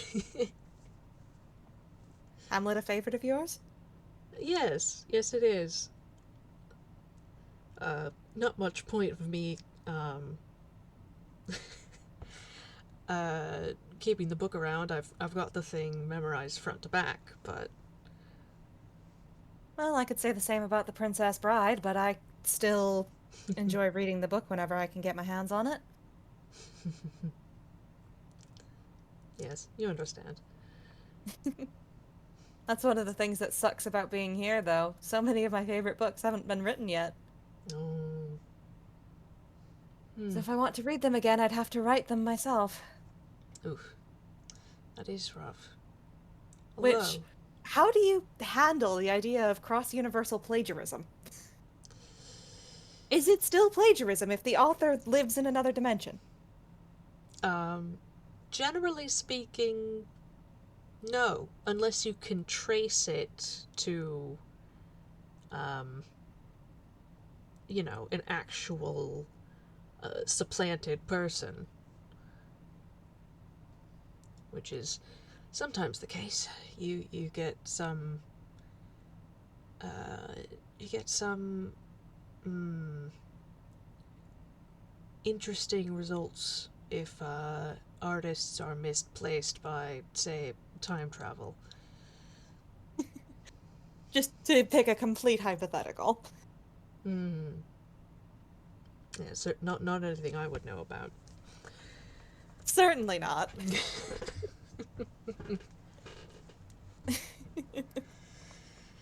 uh, no, there's actually a whole sort of galaxy-wide agency that sort of keeps track of such things. They're kind of anal about it. Oh dear. That sounds like a group I wouldn't want to get on the bad side of. No. And again, if I keep my mouth shut, it's not like they can prove that I'm borrowing the ideas. Depends on who they have on their staff. If they've got somebody Oh, who can hop right. dimensions, Yeah. not that Although if that's they can, easy, but they're big and if they can hop to my dimension, then they've earned the right to arrest me. Given that you couldn't find it. that's a fair point.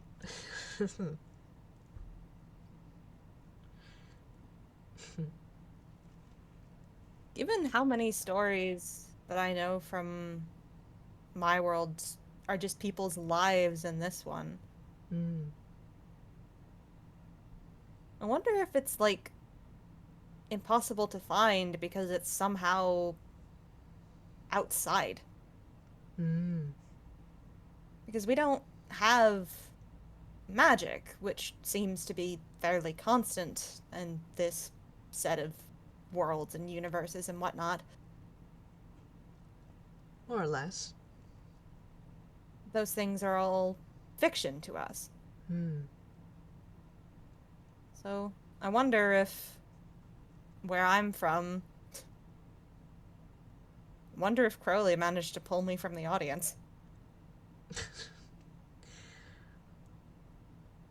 That would be quite ironic given your name. Yes, yes, it would be. He kind of just wrinkles his nose at that. Just, ugh. Stupid Crowley would manage to grab me with a fucking pun.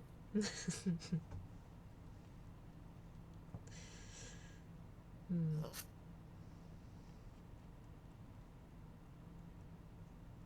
good old Crow.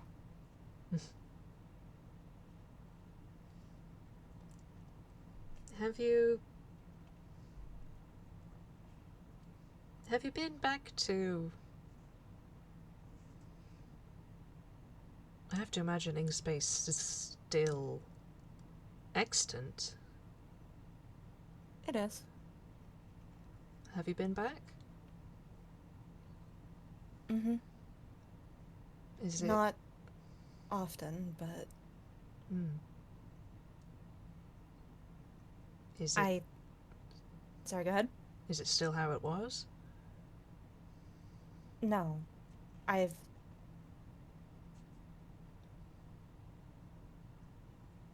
I've been fixing it. Hmm. I think that's the right idea. Or at the very least, I've been taking more ownership of it, but that feels rude to say. Ugh, Rehabilitating it, perhaps. maybe. I try not to go too often. I don't. You all worked so hard to save me. I don't want to make myself sick again. Hmm. So I try not to go too often, and I try to only ever go when I'm at the, top of my game. But at least once a month, I try and spend a day asleep and Hmm.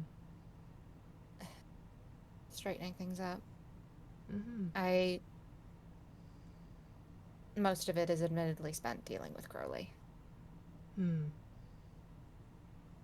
I've got the surface level stuff tidied up, but I can't get rid of the dead doors without undoing their locks, and that's all part of his puzzle. Hmm. They deserve better than to be stuck as a part of him forever. Right. Because he was made up of keys. Yep.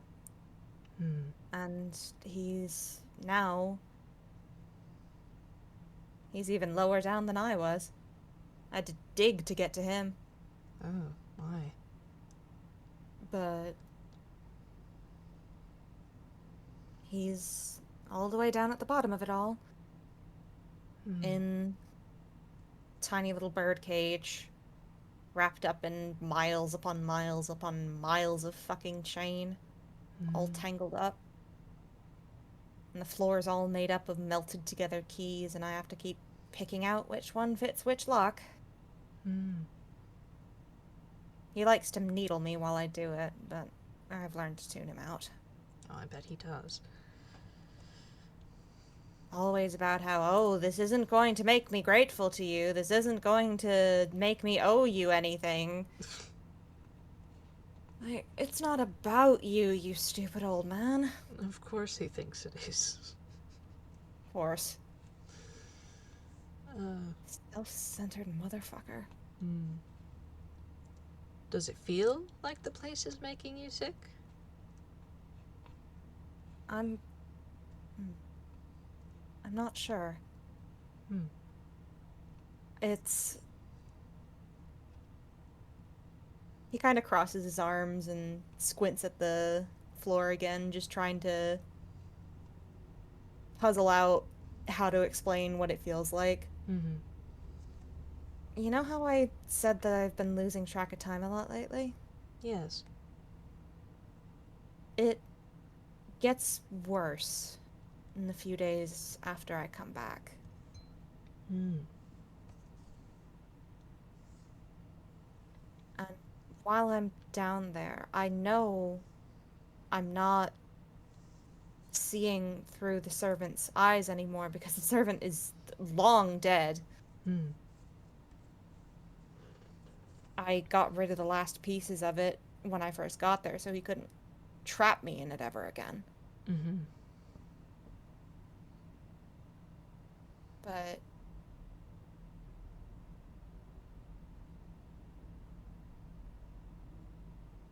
have you ever been somewhere or done something that makes you feel like you have an objective just seared into your brain and you can't do anything else until that objective is complete? Yes. Usually, either somebody casts Dominate Person or Geas or some other sort of mind control. He wouldn't be able to cast that from inside the cage, so I don't. Being there is that effect. It makes me feel like I have to fix it. And I Hmm. get so absorbed into building things or fixing things when I get back because I'm trying to shake that feeling. Hmm. Redirect it to something else. Yeah, something I want to do. Right.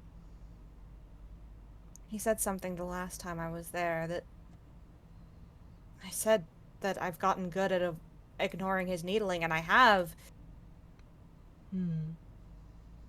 but it does worry me. Mm-hmm. He said that with every lock I open, I give up a bit of myself. And of course, I imagine that's probably just his, selfish, self-centered, God forbid I ever help anybody because then they're taking from me and I'm not getting anything back. Murr, murr, murr, murr, murr, murr. Hmm. I am a grumpy old crow bastard. Murr, murr, murr. Right. But Hard not to think if there's anything to that. yeah, Hmm. Does it feel like that? I don't know. What does it feel like to lose a piece of yourself? Hmm.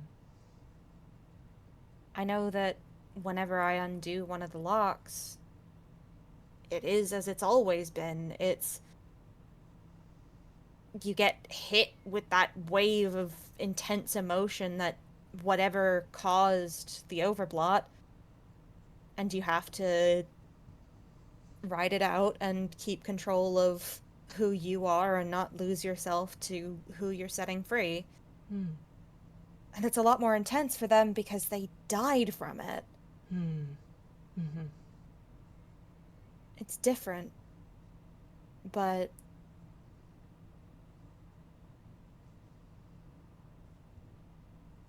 I don't. It's a little funny to think that I don't know if it's taking anything from me. I certainly still feel like myself. And I have enough experience to know what not feeling like myself feels like. Right. Much as I fucking hate that. Hmm. Well, that's something. Yeah. Like I said, I try not to think about it. But Hmm.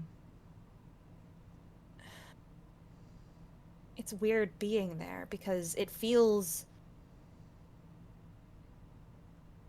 right up until I leave. Hmm. As long as I'm there, as long as I'm setting ink space to rights or working on the locks or organizing the doors or setting up the new light system that I have going on there, it feels right. It feels like I am setting setting my home to rights. Hmm. But then I wake up and it's not my home. That's I don't belong there. I'm alive. I'm a real person. I'm not a function of magic. Hmm. Um, and as he kind of, says that stuff, he, tugs on the edges of his bandages that are wrapped around his fingers Hmm. and just shakes his head like, it's weird. It's really weird. And I don't know what to make of it. Hmm. Well, that does sound concerning.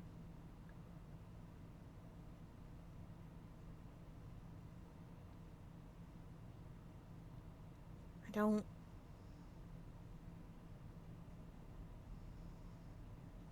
I don't feel like it's coming back. I know intimately what Overblot feels like, and I'm nowhere near it. I I can still feel warm. I'm not cold all the time. Hmm. I can still derive enjoyment from the things I love. I can still spend time with the people that I care about, and it's lovely. I can still feel things when I touch them, taste things when I eat them. Light doesn't hurt me. I'm, as far as I can tell, I don't. And he tugs on the bandages again and kind of winces.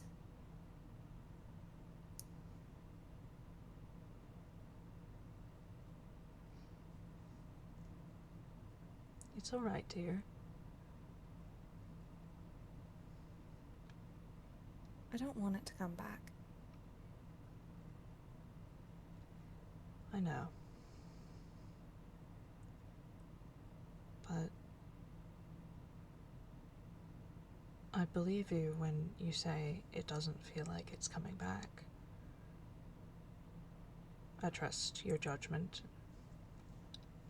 especially on something like that. So maybe that's not what's going on. Maybe this is just something else. Maybe. A continuation of your resistance against what the plot has been, because you've been fighting it this whole time ever since you were first introduced to it. Yeah. Maybe this is part of it. You've you've caught it, not not in the uh, infection sense, but you've captured it, and now you're able to make changes to it. If it's going to exist, it might as well be better. Can you make something like that better? Don't think there's a version of a sickness that feeds on you like a parasite until it can turn you into a monster that can be considered better.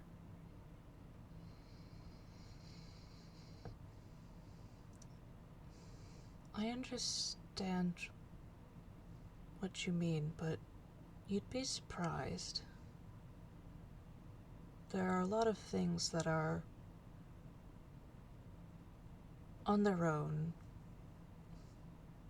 harmful, but can be used for good in the right situation, with the right application. There is a very dangerous acid called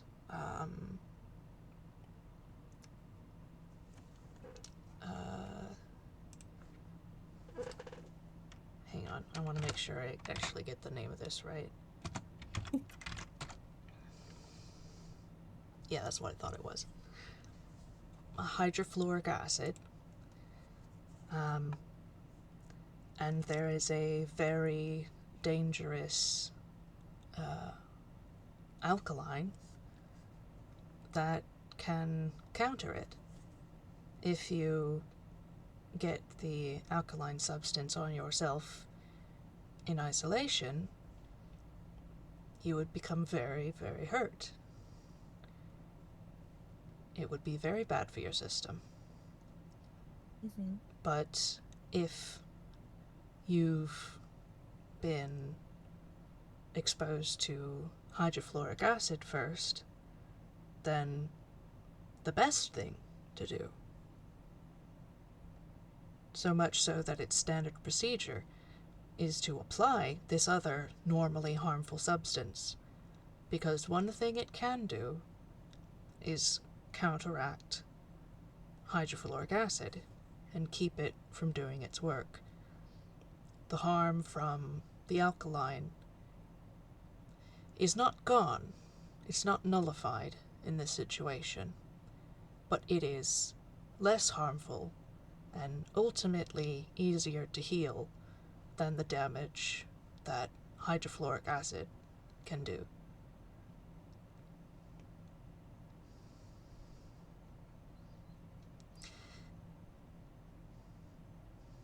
I don't know how the blot could be used for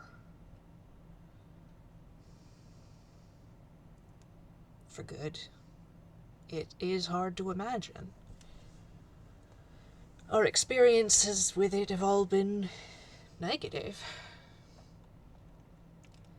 It's incredibly violent. It doesn't.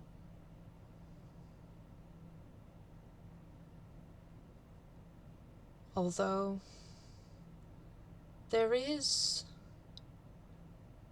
what it came out of. There was that ritual that was its origin. That was more. It was still tricky, it was still potentially deadly, it was still. Seemed like it was still violent, but it had a different purpose and could be used for good. I wonder if maybe the blot, corrupted as it is, could be returned to some semblance of that original purpose. Originally, from what I read, it was used to isolate and then essentially exterminate a negative aspect of someone's personality or mindset. Hmm. Typically,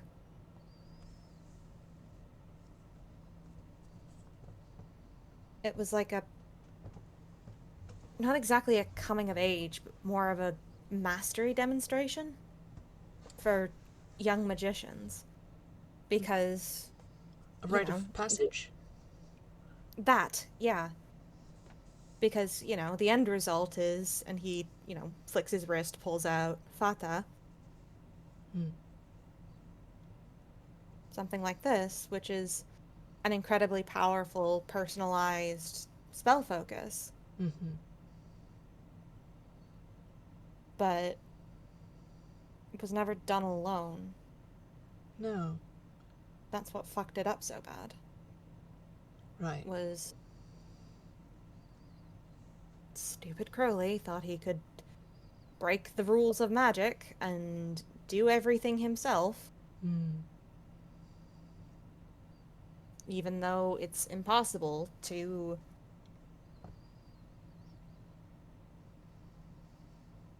isolate and extinguish a part of yourself without aid. Right. But that's not something that people do here, is it? Hmm. I would say it's not typical, um, but there is an example of a sort of not very well known.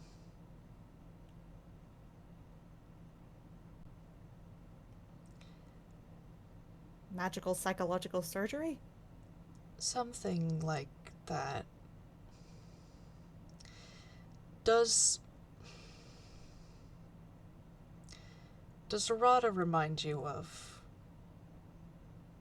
any stories? Yes, actually. I think I may have freaked him out a bit when we first met.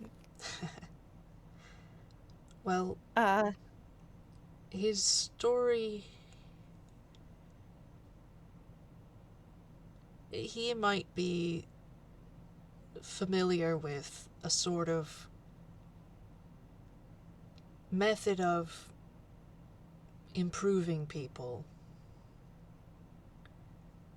that's the change of heart, right? Yes, but you didn't hear that from me. Of course not.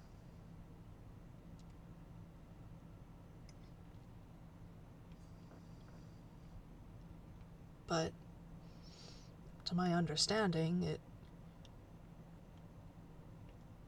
it also, well, it doesn't do quite the same thing, but it does isolate and accentuate a negative feature or thought or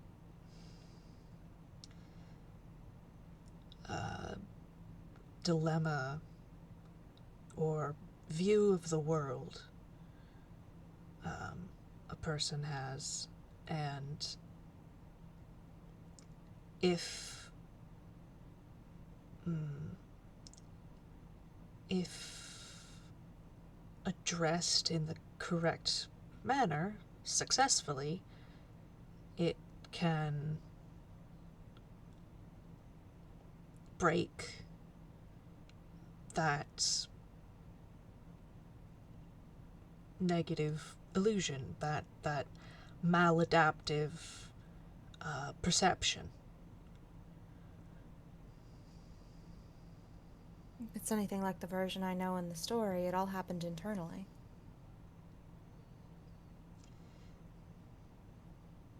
I wonder. I shouldn't be messing with it.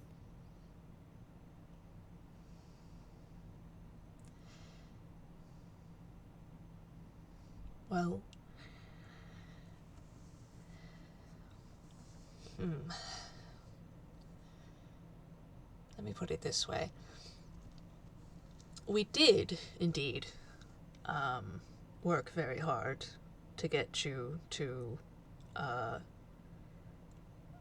not be overbloated, um, but You uh, worked very hard to stop me from being a past tense.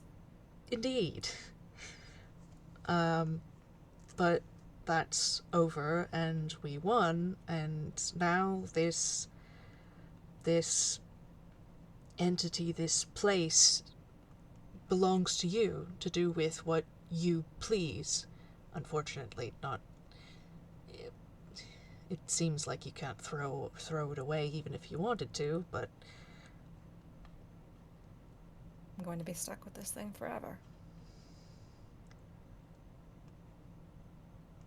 maybe. But if that's the case, then why not mold it into something more palatable? It's yours now. You beat it. You maybe own it is the wrong word, but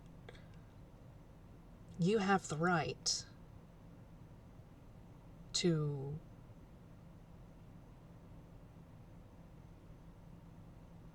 give it direction.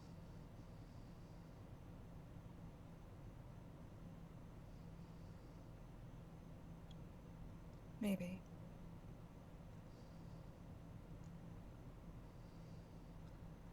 You don't have to. If this is not a responsibility you want, you could ignore it, just sort of let it be. But I think you're I think you are doing right by the others who came before, by trying to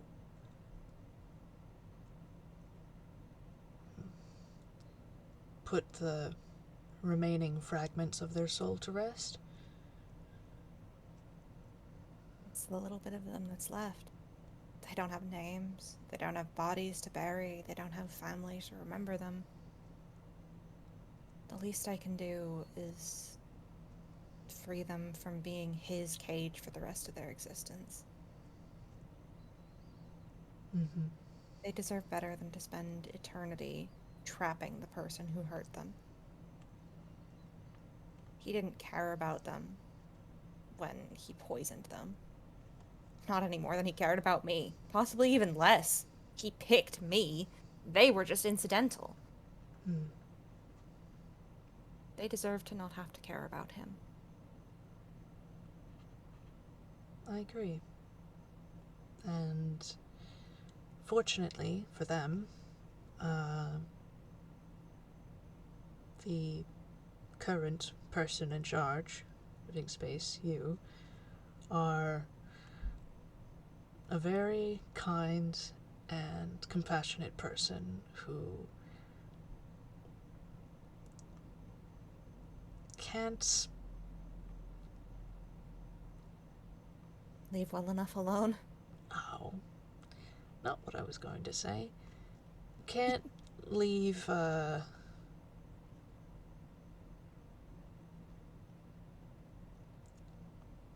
can't leave a bad situation be. Can't just walk past somebody who needs help. That's a very good quality.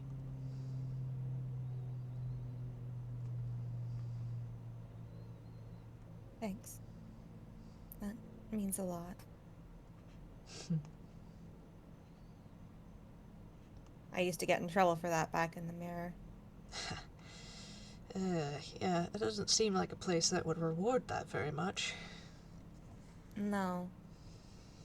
If you help somebody there, you're insulting them because you don't think that they could handle it on their own, or worse, now they feel angry because now they owe you something. Ugh, sounds like Felagray.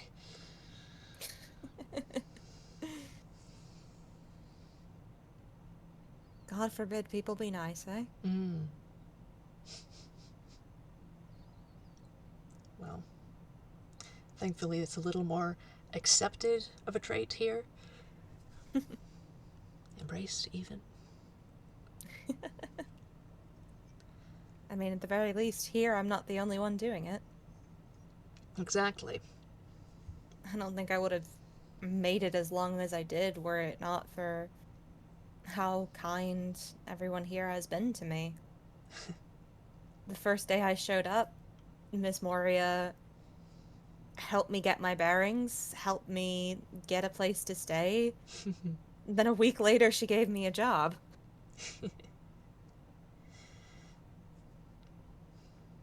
Maria's wonderful.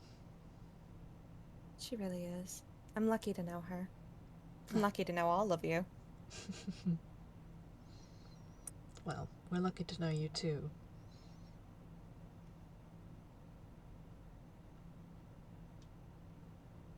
I do mean that. Thank you. That means a lot.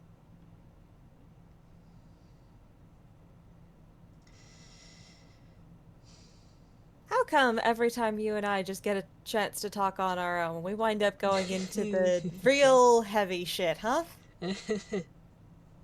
One of these days, we're just going to have a normal-ass tea party, I swear. Well, somebody's got to make sure that you're not keeping everything all pent up in here. And he just sort of taps his head.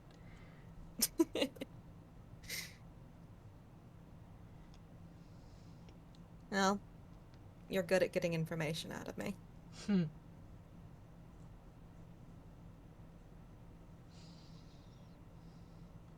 I'm glad for that. But when it comes to the metatextual knowledge stuff, can we keep that between you and me? Oh, yes, I won't be sharing that with anybody. Thank you.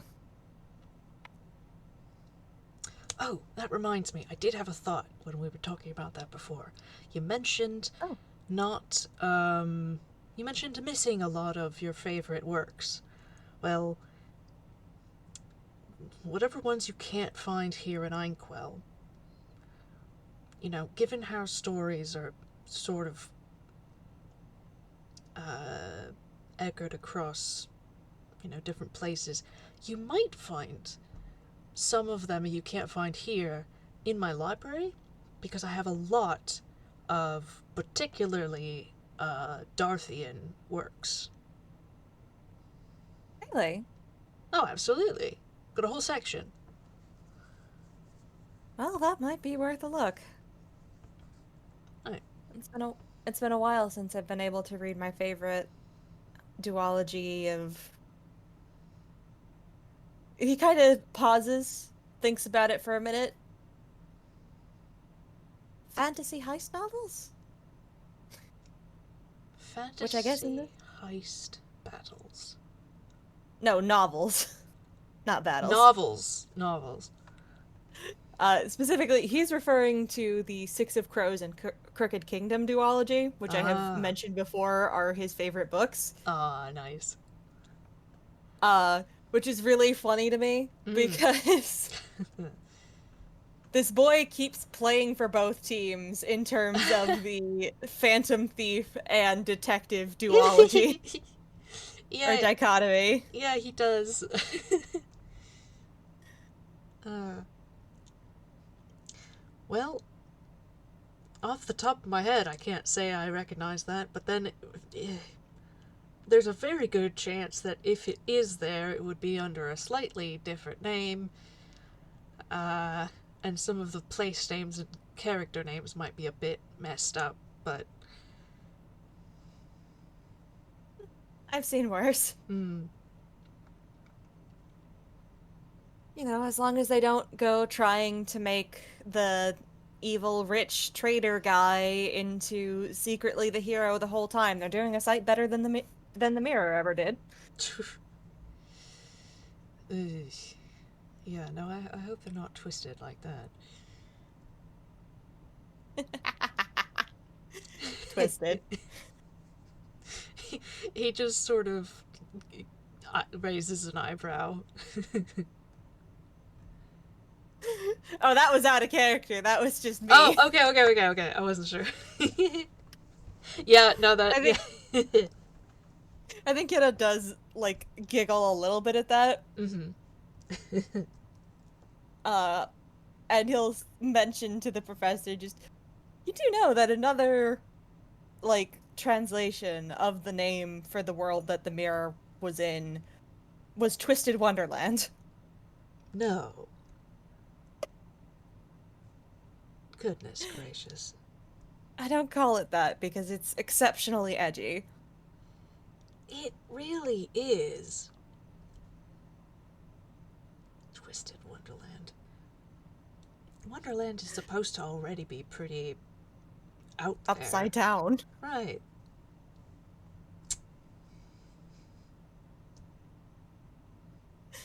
He just sort of rolls his eyes, like,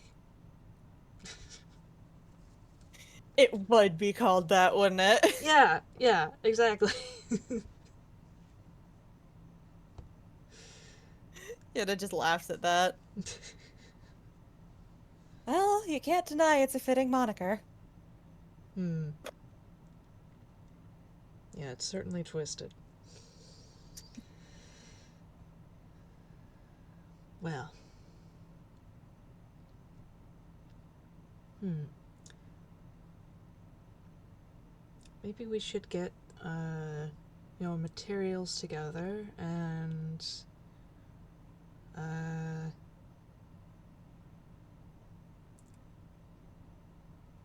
then maybe take a quick look at the library.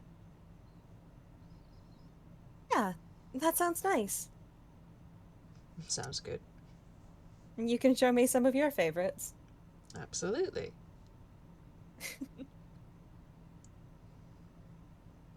Yoda just happy clap. Yep.